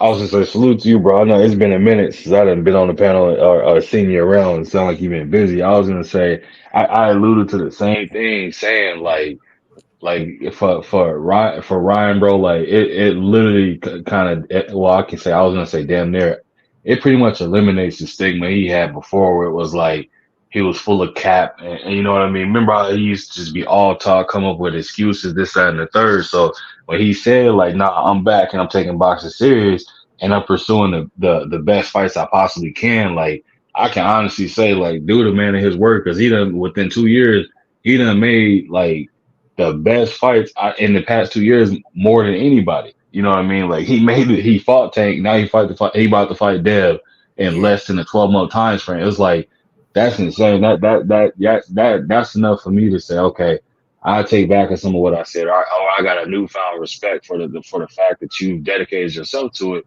and you actually doing what you saying, which is challenging yourself to fight the best. And a lot of these other fighters say they want this and that, but it's like if they saying this and that, how the hell is Ryan able to go and get these fights like that quick? You know what I mean? Like that's absurd. So yeah, yeah, A1, and everybody that was so hard on Ryan, y'all got to get that man his respect. If not, if you don't want to give him his respect publicly, shut the fuck up about it. You see what I'm yeah, saying? Because he's actually making things happen. He's one of the few guys, and we must give him his flowers on this. He's one of the very few guys that's really out there testing himself. yeah, He's really out there pitting himself against the best names in the sport of boxing. No one can discredit him for that. I wouldn't allow anyone to do that to him. So he gets utmost respect. I like that. We finally seen it. We've been asking about it, yelling about it. We finally seen it. We seen some maturity in Keyshawn Davis. I like the maturity. Hopefully he stays that way.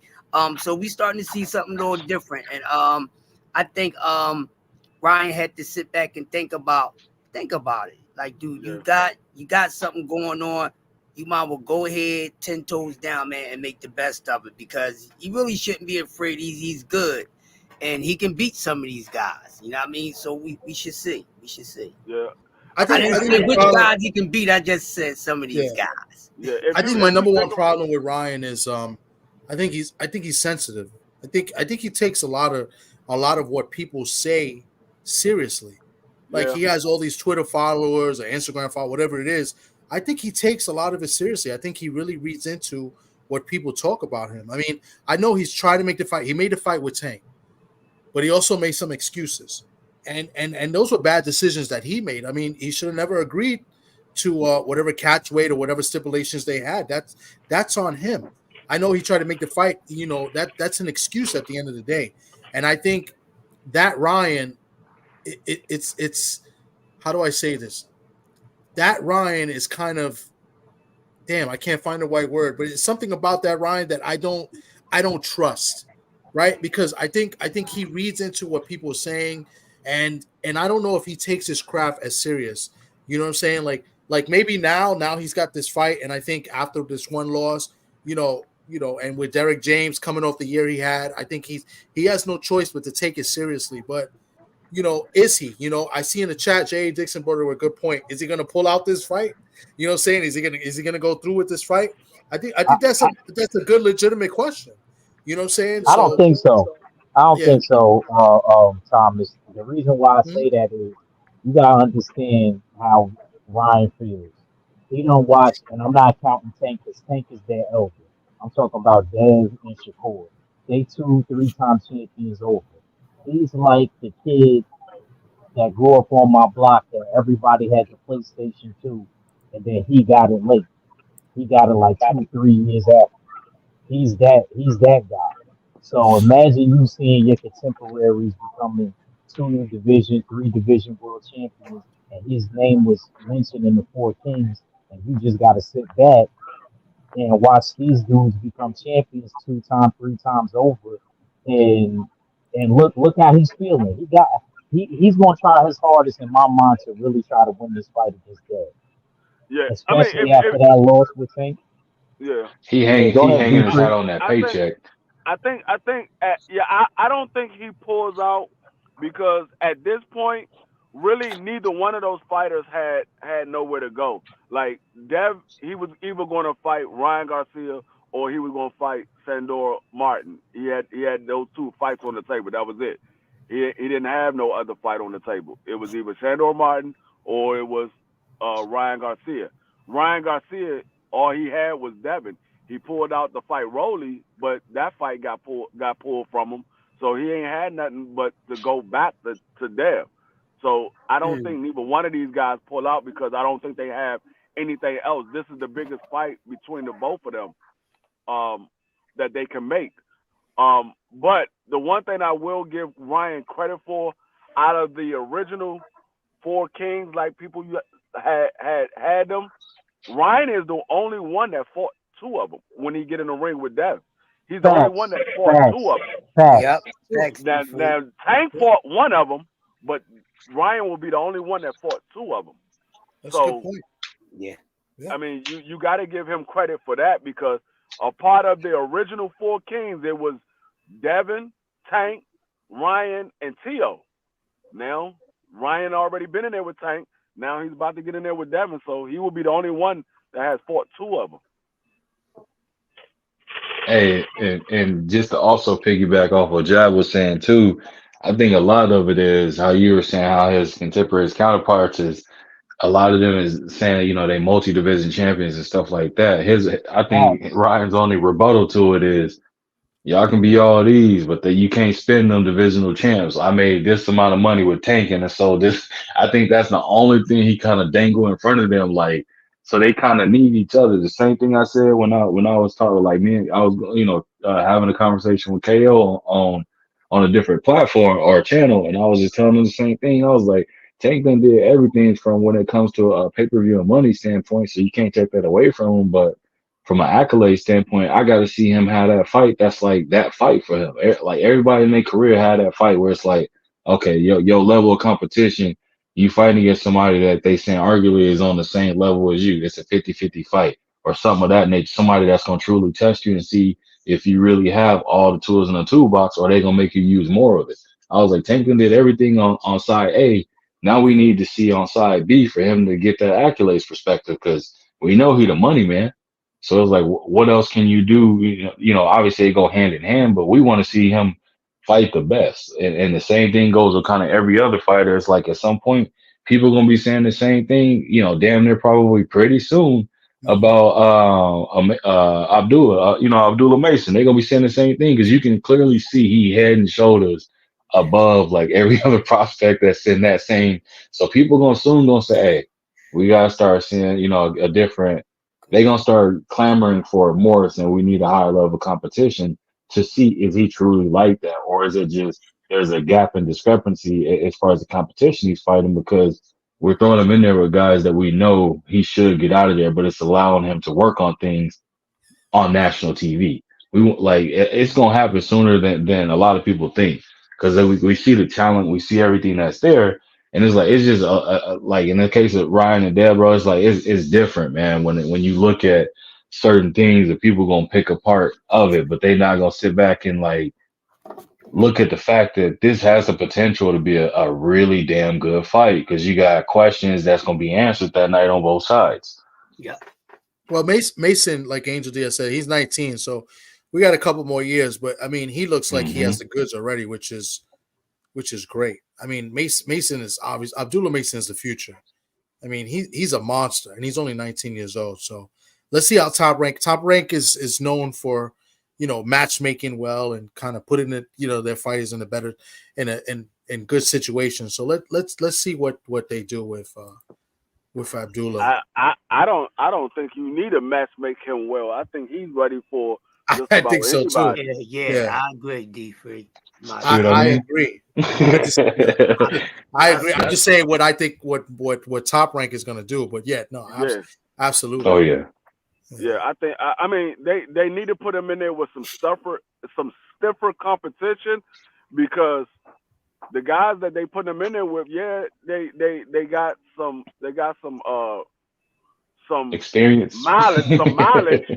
They got some mileage, but they not on the level that they need to be on to be in there with Abdullah because like he's making easy work out of these guys.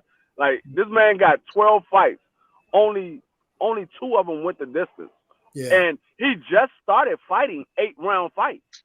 Yeah. So he was finishing these guys within 4 and 6 rounds. So I mean, they not on the level of him. So they got to put him in there with some stiffer competition because you wasting his talent because this guy's 19 and he's already heads above all of those prospects. Like I have him as the best prospect at 135. I don't care about Williams Zepeda. I don't care about Keyshawn. I don't care about none of those other prospects at 135. He's above all of those guys at 135. Oh, yeah, I can't even consider Keyshawn a prospect anymore because I look at it different, especially Olympians. When Olympians come out and turn pro, I don't think they're prospects anymore. You know what I'm saying? So I don't think Keyshawn is a prospect anymore. That's even worse. If you don't look at Keyshawn as a prospect, Abdullah is still better than him. Yeah. No, I know, I get that. I'm just saying, like, I don't consider Keyshawn a prospect. No, he's not a prospect anymore. Yeah, I don't. But so they got to put him in there with some stiffer competition. Yeah. I mean, they should have had him in there with Williams Zepeda. I mean, with Jose Zepeda. I mean, I think they're going to matchmake him well. I don't think they're going to put him with anybody, as he develops his man strength. So I don't think they're going to put him in there with any big hitters or anything like that. So, hey, can I answer J.A. Dixon question? He said, how long until Mason moves to 140? I honestly would say since he's 19, he probably got another few years before he has to. Because when you're younger, you can shred that weight easy, and the fact that he seems so dedicated and focused on his craft, he could probably maintain that weight as long as probably at least like the next 4 to 5 years, easy. Because if he dedicated. I'm gonna speak from myself. When I play football, I normally weigh 185, but by the end of the night, I say early in that morning, I can wake up weighing probably somewhere around 190, 193. By 12 o'clock, I'd be somewhere around 182, 183. Because with my metabolism, it was so high that I don't have to do much and I would lose weight easy. Like I literally could not keep weight on. I can literally gain weight early in that morning. By that afternoon, that weight is gone. And that I see that the same with Abdullah because he's an athlete. He's always training. So yeah, he's 19 years old. He weighing 135. He can put on 10 pounds tomorrow. By tomorrow evening, he's back at 135. Because it doesn't take that much for a kid that age to lose weight. Like somebody my age now, I'm 48 years old. My age now, it would take me probably a month to lose 10 pounds. but real quick, let me give a shout out to my man Jose Carrion. Jose, thanks for coming through. Happy birthday! It was Jose's birthday yesterday, or a few hours ago, technically. Happy birthday, Jose! Thanks for coming through. Go ahead, guys. Sorry, when I was 21, I could lose 10 pounds and like that. I mean, it was nothing for me to lose 10 pounds. So I think Abdullah Mason, he could be at 135 until he's roughly around 23, 24. If he chooses to. If he chooses to move up because he said, hey, I'm not getting the fights that I want at 135, I want to move up, or there's no competition for me at 135, I want to move up, he could. But if he wanted to stay at 135, he could stay at 135 till he's about 23, 24 years old. Yeah, I think, I mean, he's got a few years, but I'll be interested to see how they move him because 135 is pretty stacked. There's a lot of good fighters at that weight. So let's see what they do. And then under the top rank banner as well. So it's pretty interesting to see what they do with Abdullah Mason going forward. Right. Andy Cruz is good, but I don't think he got nothing for Abdullah. I think Abdullah kills Andy Cruz. I think he kills Andy Cruz. But let me ask you a question. What about Keyshawn Davis versus you hear me? I almost say Keyshawn Johnson, the football player. What about Keyshawn Davis versus Andy Cruz? I think that's a bad fight for Keyshawn because Andy Cruz know how to punch from different angles. Keyshawn has a problem with people with footwork. And we saw that with Pedraga yesterday. Pedraga was giving him some fits at times when he was coming in different angles. It took a minute for Keyshawn to be able to catch Pedraga. Once he caught him, it was just a matter of time because Pedraga, he got mileage on him. And it doesn't take much when a guy been beat multiple times and he got mileage on him, all it takes is one good shot and you can pretty much get him out of there. But Pedraga was giving him problems, especially like the first 3 rounds. If you look at the first 3 rounds, look what Pedraga was doing to Keyshawn, and look how Keyshawn was just throwing punches just to keep Pedraga off him. He wasn't throwing punches to land punches. He was throwing punches to keep Pedraga off him because Pedraga was coming in. He was using his head movement to get inside and throw punches, and he was catching Keyshawn a couple of times. Yeah. But once Keyshawn was able to land some shots on Pedraga and slow him down, he was able to pick him apart. But Andy Cruz, I don't think he can hit Andy Cruz as easy as he hit Pedraga. Because Andy Cruz not going to come in there with that herky-jerky movement.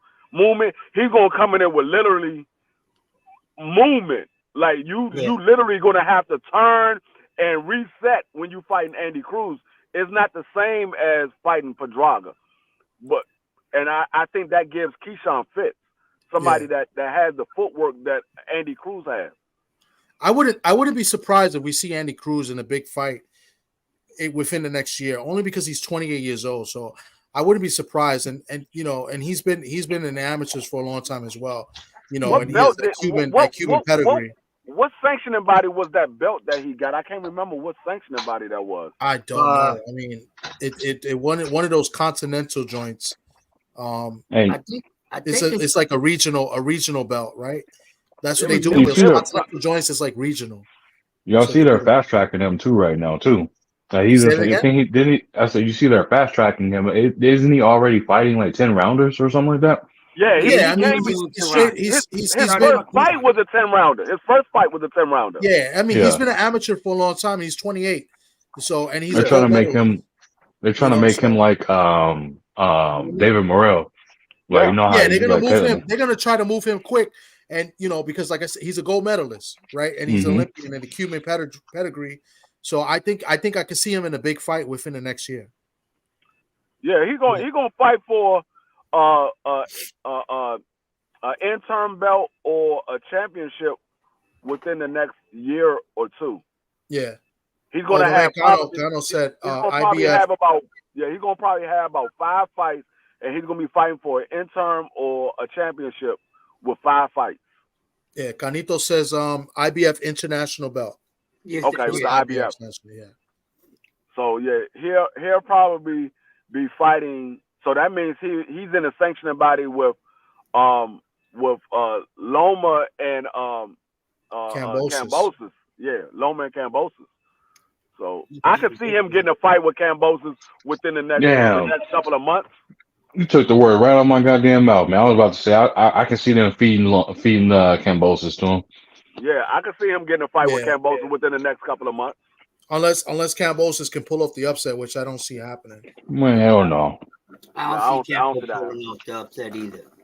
Yeah, I don't like Cambosis. In order for Cambosis to pull off the upset with Loma, he literally has to have some punching power. Like, just being a boxer that Cambosis is, you're not going to upset Loma like that. You literally have to have some type of punching power. Because I mean, let's be honest, it was anybody's fight at the 12th round when he fought Devin. If he would have won that 12th round, he would have won that fight against Devin. TO2. So it wasn't that close with Cambosis. It wasn't that close neither one of those fights. Devin beat Cambosis easy both of those fights. So for Loma to be that close with Devin, Cambosis ain't beating Loma. Yeah. My bad. I'm gonna move over to Ak because I know Ak is on break, so I'm gonna let Ak cook a little bit. Go ahead, Ak. My fault. I missed the point. I was trying to get back in. Like sometimes it logs you all the way out. I was still listening. You guys were talking about Keyshawn Davis, but what exactly? Yeah, Keyshawn and a little bit of Andy Cruz. I got a question for you when you finish, though. But, Well, I feel like they moving Keyshawn Davis right. I like what I see. I like how he looked against Pedraza. Even I always liked Pedraza, man. You know what I mean? I kind of felt like that was one of those fights where you have to fight the gatekeeper to move to that next level. They do that to all the prospects. That seems to be like a real theme with Top Rank, especially. So I like what I see with him. As far as Andy Cruz, I gotta see more on the pro level, but as an amateur, he was an amazing amateur. You know what I mean? Andy Cruz was an amazing amateur, but sometimes that doesn't always translate to the pros. That's true. When it comes to Americans or when it comes to Cubans. So, it goes both ways. I remember my coach, he came up in the amateurs with Mark Breland. Even though Mark Breland was a 2-time world champion in the pros, he still wasn't as, great to, like my coach said, he felt like he was a way better amateur, and you get that rarity where you get people that are both. I feel like Andy Cruz, he still got a lot more to prove and show to people. I think that he'll be all right, though. I think he'll be all right. They're moving him kind of fast. I hope it doesn't, affect what he's going to do, kind of similar to my primo Robisi. Robisi, he took another loss. Hopefully he can bounce back from it. So hopefully they're not moving them too fast. Because only certain dudes I feel like you can move kind of fast. Even though I'm not the biggest fan of Lomachenko's style did translate kind of well to the program. I gotta give him that. Yeah. It did translate kind of better. Go ahead. No, well, with Andy Cruz, I think at 28, and because of the experience he has in the amateur, I think it's okay as long as he wants it. I think it's okay for him to move for him to be moved kind of quick. I think, Okay. especially in my opinion, I just think, because if they got the Olympic pedigree, then why not? And especially he's a gold medalist, so why not? I've seen gold medalists get shots before. The one notable Olympian for me, gold medalist that got the early shot was Leon Spinks against Ali. Some say that was controversial, but he got a shot after like seven pro fights. You know what I'm saying? I think I have no problem with Andy Lee. Also, remember Luke Campbell. Luke Campbell too. Ryan Garcia. Yeah.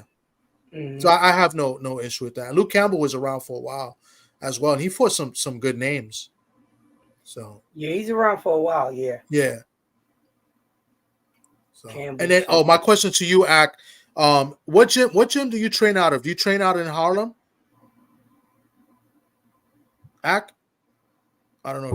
My fault. I was talking. My fault. I wasn't on me. I was training at a church Street Boxing Club for a while, but now I'm over in the gym in Jersey.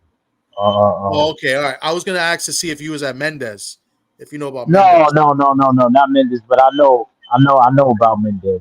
Okay, yeah, because I know a guy that's he's on the card this Friday. He trains out of Mendez and stuff. So I was just curious, maybe if you knew him. That's why I asked. So because I know you're Harlem. And then What's speaking his of, name? are you looking to go next week? I gotta still hit you up on that because I'm supposed to be, Valentine's Day is kind of next week and all of that. So I had to hit you up on the back end about that. I might try to bring Shorty. I might try to bring Shorty with me if you want. If she want to go, you know what I mean. But we kind of like, I forgot that fell on Valentine's Day. Yeah, like a couple days. Yeah. Well, hit me up tomorrow, if anything. But I just want to ask you before I forget. But yeah, my bad. Go ahead, Crush. I think Crush wanted to say something. Go ahead. No, you good. Yeah. I don't know if anybody else got anything. I kind of like ran out of steam. But yeah, we've been. What did you think about the fight? Yeah. Last night, Thomas.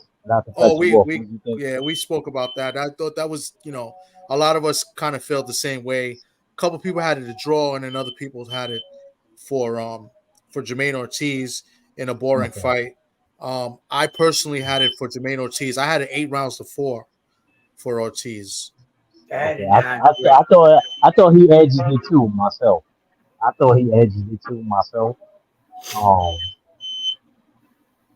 I was kind of a little disappointed in what's his name, Tio. I kind of thought Tio. I expected him the way that entrance was. I thought I wasn't going to see the show. Yeah. But it turned out to be a circus. Exactly the theme. Yeah. What I will say is I got to give Jermaine Ortiz a lot of credit. He kind of took it on the chin like a grown man. He said he wanted to come back in the ring ASAP. Yeah, he did say that. He didn't take much damage except, the headbutt. So. But I thought Ortiz could have done more.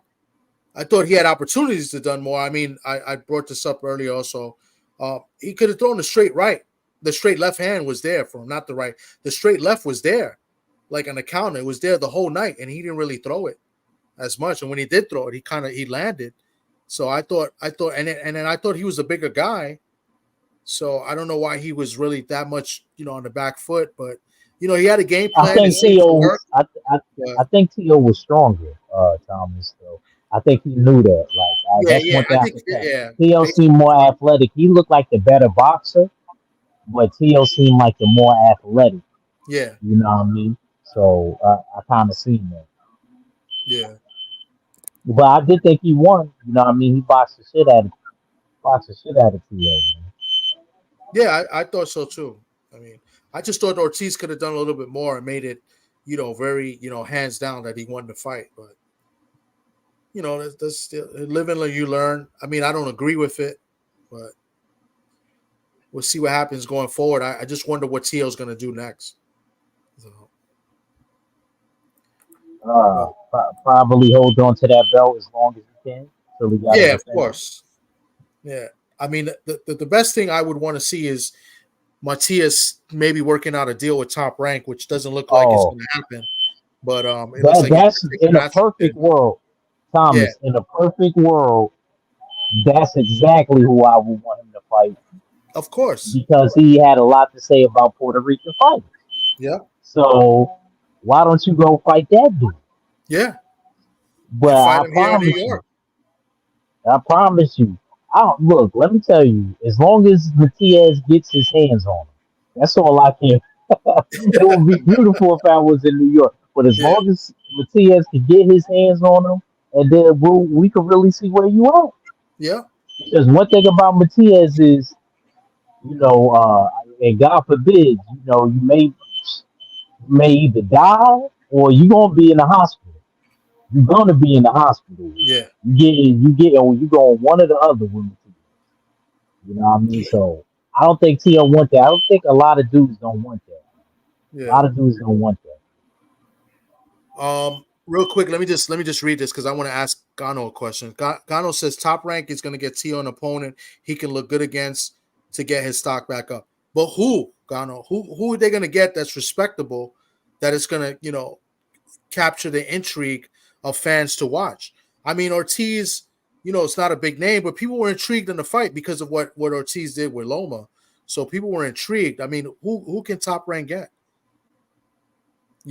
So that's my question. Top Rank can get Bud.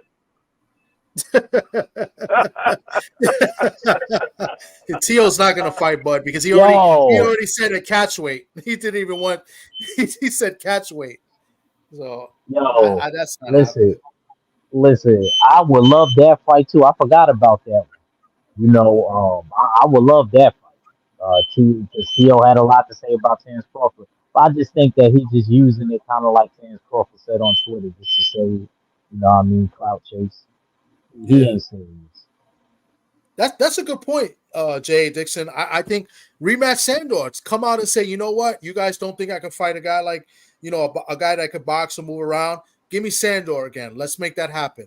And let's see if he could, close the show. Let's see, if he makes if he wins convincingly.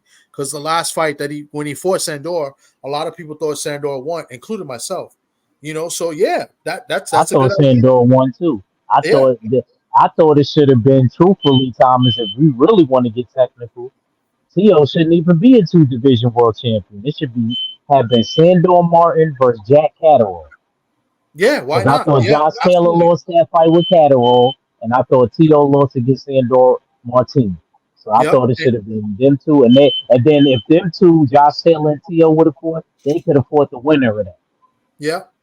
No, you're right, because if he loses to Sandor like he should have, he would have never got the title shot. So, absolutely, I totally agree. Versus Matias would be the best fight, but Matias is with PBC. Ganito, he's not with PBC anymore. He's a free agent, and he's about to sign a deal with Matchroom. Last I checked, I'll probably know more Tuesday because I'm gonna speak with somebody that knows him. We had him on last week, Ricardo Figueroa. He knows their team, so maybe he might know more. But it looks like he's going to sign with Matchroom, and he's going to take a fight in Puerto Rico to fight what is the guy's name? Liam something from Australia. He's like the number 3 ranked in IBF. Is that the guy that fought? That's the dude that beat Montana. Yeah. That's what I was going to ask. You read my mind. That's what I was going to ask. Yes, Paro, yes. So that's the rumor that he's going to sign a Matchroom deal, and the first fight is with Paro. So in Puerto Rico, that's what they're saying.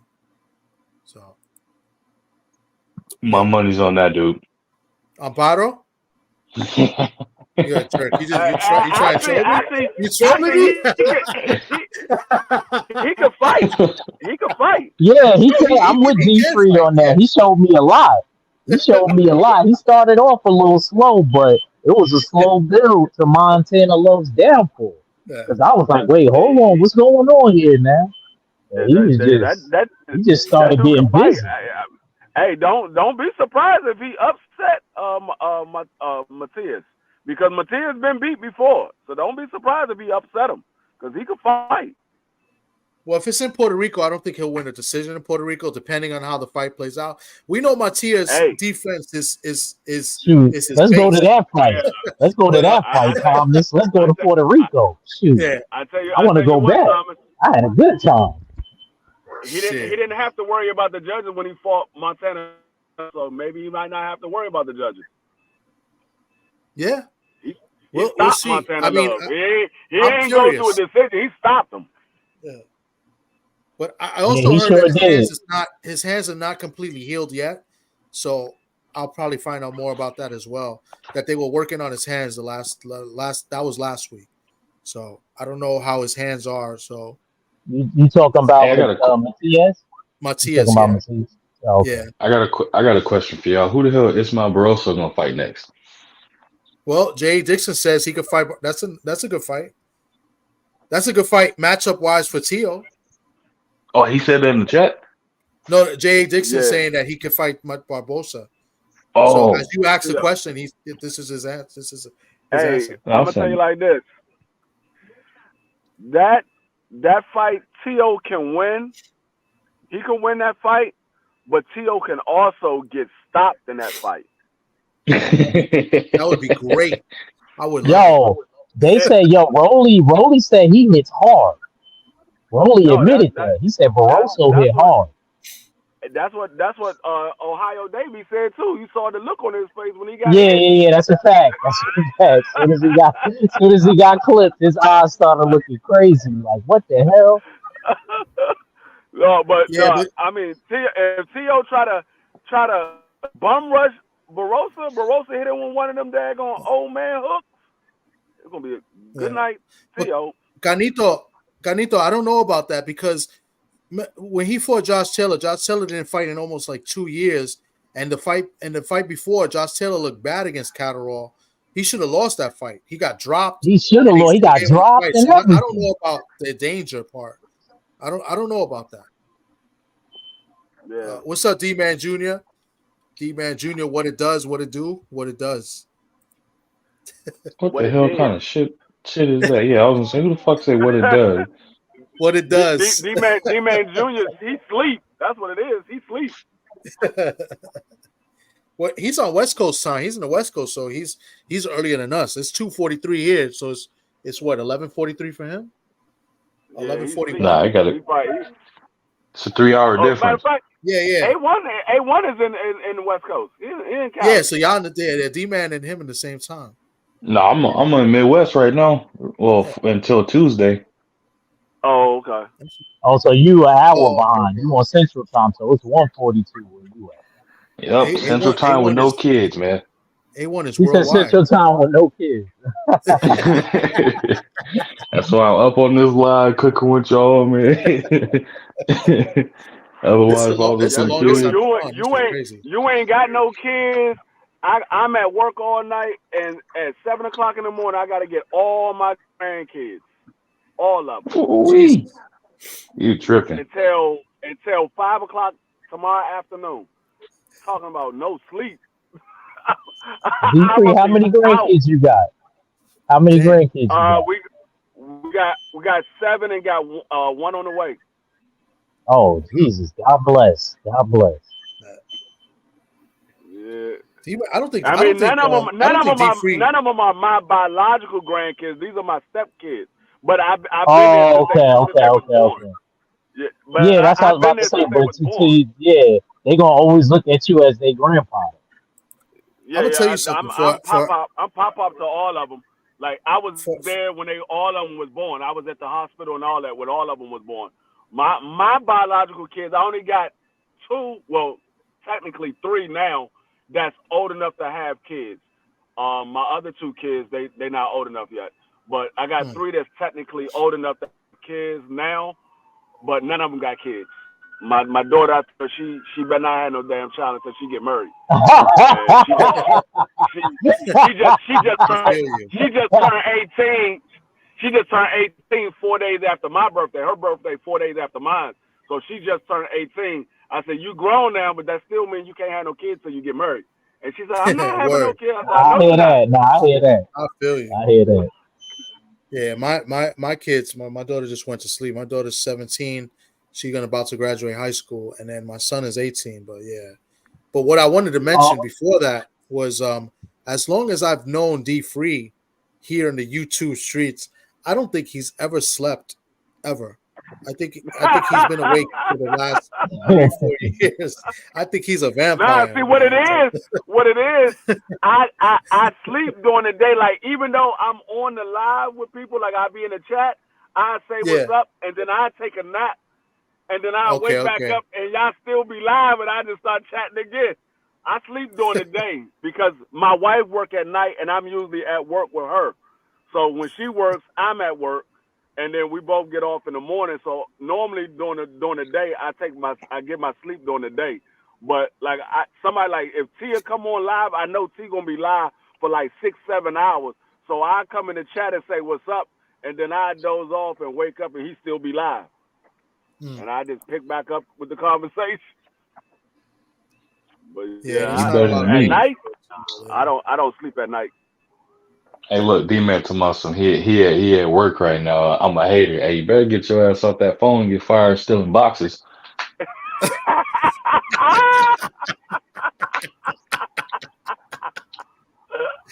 Yo, guys, I think I'm gonna close it up today for right now. But you guys got your last words. You guys can say your last words, and then I'll go first. Talk to you guys behind the scenes and stuff like that. I'll go first, man. And yeah, man, salute to all you guys, man. It was fun, you know what I mean? I like building with different people in the culture, you know what I'm saying? So it's definitely dope. It's my first time being on your joint, Thomas. Hopefully it won't be the last. I should have known, like, only a dude from New York City would be up this late. Only us. Only us. The city that never sleep for real. Well, you know, the reason is I want to do another show during the week. It's hard to find a slot. And then, you know, I do it with my friend Sock. You know, and Sock knows a lot of people in the game, so he brings people. And Friday night, it seems like the only night we could do it. So that's why we do. I would like to do another night. I have no problem with that. So, but, you know, we once a week is fine. I mean, we do this for fun. You know, we don't just do boxing. We do other sports as well. So, if we could come up with something during the week, I have no problem with that. D Free is always available too. As you know, he never sleeps. So yeah, but for sure. And just so you guys know, I've met Ak. Ak is a cool dude. He's one of the nicest dudes ever. You know, so you know, I've met Ak in real life, and he's only 30 minutes away. So yeah, facts. That we had a good time too, bro. At that Wilder fight. You know, we're gonna get up at another fight, bro. We're gonna get up. It's just my schedule will change with me working overnight and stuff. Yeah. It's kind of hard for me now. But yo, salute to all you guys. I'm gonna be live on my other channel, Comic Cons, my kids channel, man. Make sure y'all check me out and be on around afternoon 2-ish. You know what I'm saying? And y'all make sure y'all subscribe to my boxing channel, Jab Jamboree. Yo, peace out, man. Absolutely, yeah. The Jab Jamboree. Yeah. Oh, for sure. We'll talk. I'll hit you up tomorrow for sure. All right, peace, bro. Y'all take care. Crush A1. Y'all stay up. All right, be easy, bro. I'm probably gonna do a live tomorrow too, Thomas. Probably early. I'm trying to think of a time. Shit, probably whenever I wake up, probably just gonna pop on. So probably be about 10 or 11 a.m. your time, somewhere right around that time. Probably hop on for about an hour because I don't think nothing going on early in the day for a Saturday. So probably hop on for probably just a quick little live, tap in with everybody. All started approaching and get some, you know, my little 2 cents on this whole, you know, trades and trade deadline and all that noise. And so yeah, just a quick cook. I'll probably hop on. So I didn't set a thumbnail or nothing, so I'll probably wake up early, throw it on there, and then hop on whenever it go live for it. But nah, man, appreciate you letting me on. Like I said, hey, if I ain't got the kids and ain't nothing going on, the wife is doing her own thing. Hey, I'll happily hop on any panel and cook out, man. Absolutely. And I appreciate you letting me on. And by the way, D-Man talking about what he said? He said my mustache is little and he work in the hospital. He cool. That's because you like Master special little brother. That's what talking about somebody with a mustache. You got them whiskers, boy. You know, that boy like an overgrown possum over here talking shit. You got oh But no, man. I appreciate you, Thomas. No, I I'm gonna let appreciate you you, go man. ahead, bro. A1 always out here supporting everybody. You know what I'm saying? So I was just supporting. I don't watch basketball like I used to. I mean, if we talk old basketball, I can talk. I know basketball from back in the day Hmm. when I used to play just in the streets here. But yeah, for sure, I'll check it out. If you go live, I'll be there. Appreciate it, Tom. No, it's tough, man. You know, if you depending on the age bracket you in, like pretty much if you're an '80s baby, it's hard to watch the game now or have the same love Yeah, for it because all the players and what we grew up watching and what we appreciate, it's been watered down into something else. It's like very yeah, prima donna kind of diva type stuff, and it's like, bro, we don't rock with this. What the hell is this? yeah. No, But that's how I feel. You can't mhm, play defense anymore. I mean, it's like football. I love football, and it's the same thing. You can't play defense in football either. So what yep, can you do? yep. I appreciate you, bro. I'm gonna go ahead and hop out of this so you can go ahead and get to your thing, man. You already know. Crush, you there? The greatest man alive. I think he might have stepped away. He might be working. I know he works late as well. He might have stepped away. He's not on mute, so I'm not sure where's he at. But I appreciate Crush for coming on. Uh, Crush is dope. Crush is one of the smartest guys I know. He knows how to put his words together. I wish I knew how to put my words together like a lot of you YouTubers out there. I'm just here just to bring on the guests and let them cook. I, I have knowledge as well, but I'm still learning how to put my words together like a lot of you guys. And Crush is one of those guys that can do that. So Crush, he has a channel as well, Crush the Legend, if I'm not mistaken. So you guys check him out. He does great work. He drops videos and he breaks down fights as well, stuff like that. And he's very, very adamant when it comes to the three guys that everybody talks about, which is Haney, Tank, and is it Shakur? Shakur. So but he gives his reasoning and pretty on point. So gotta respect that too. So I appreciate Crush. I'm gonna throw him off right now. He's probably busy, but I just wanted to do his closing for him because he's away right now. But yeah, subscribe to Crush the Legend as well, the greatest man alive. Like I said, Crush is good, especially with his wordplay. So I appreciate Crush for coming on. And that'll be it for me. Thank you to everybody that jumped on. It's the longest we've been live. Appreciate all you guys. J.A. Dixon, thanks for being in here. D-Man Jr. coming in late. I know you're working hard or hardly working, not too sure. Shout out to my boy, my co-host D Free, Socrates, and Ofacio Falcon. If you guys get a chance, if you guys got some time, rewind it to the first 30 minutes. He's fighting next week. We had him on as well. And who else? Canito, thanks for coming through, Canito. Facebook, watching on Facebook. So yeah, shout out to you guys. Shout out to everybody that came through and show support. TD Sports, Friday Night Sports Talk. And I'm going to sleep. My wife's going to slap me. And we out, guys. Have a good night.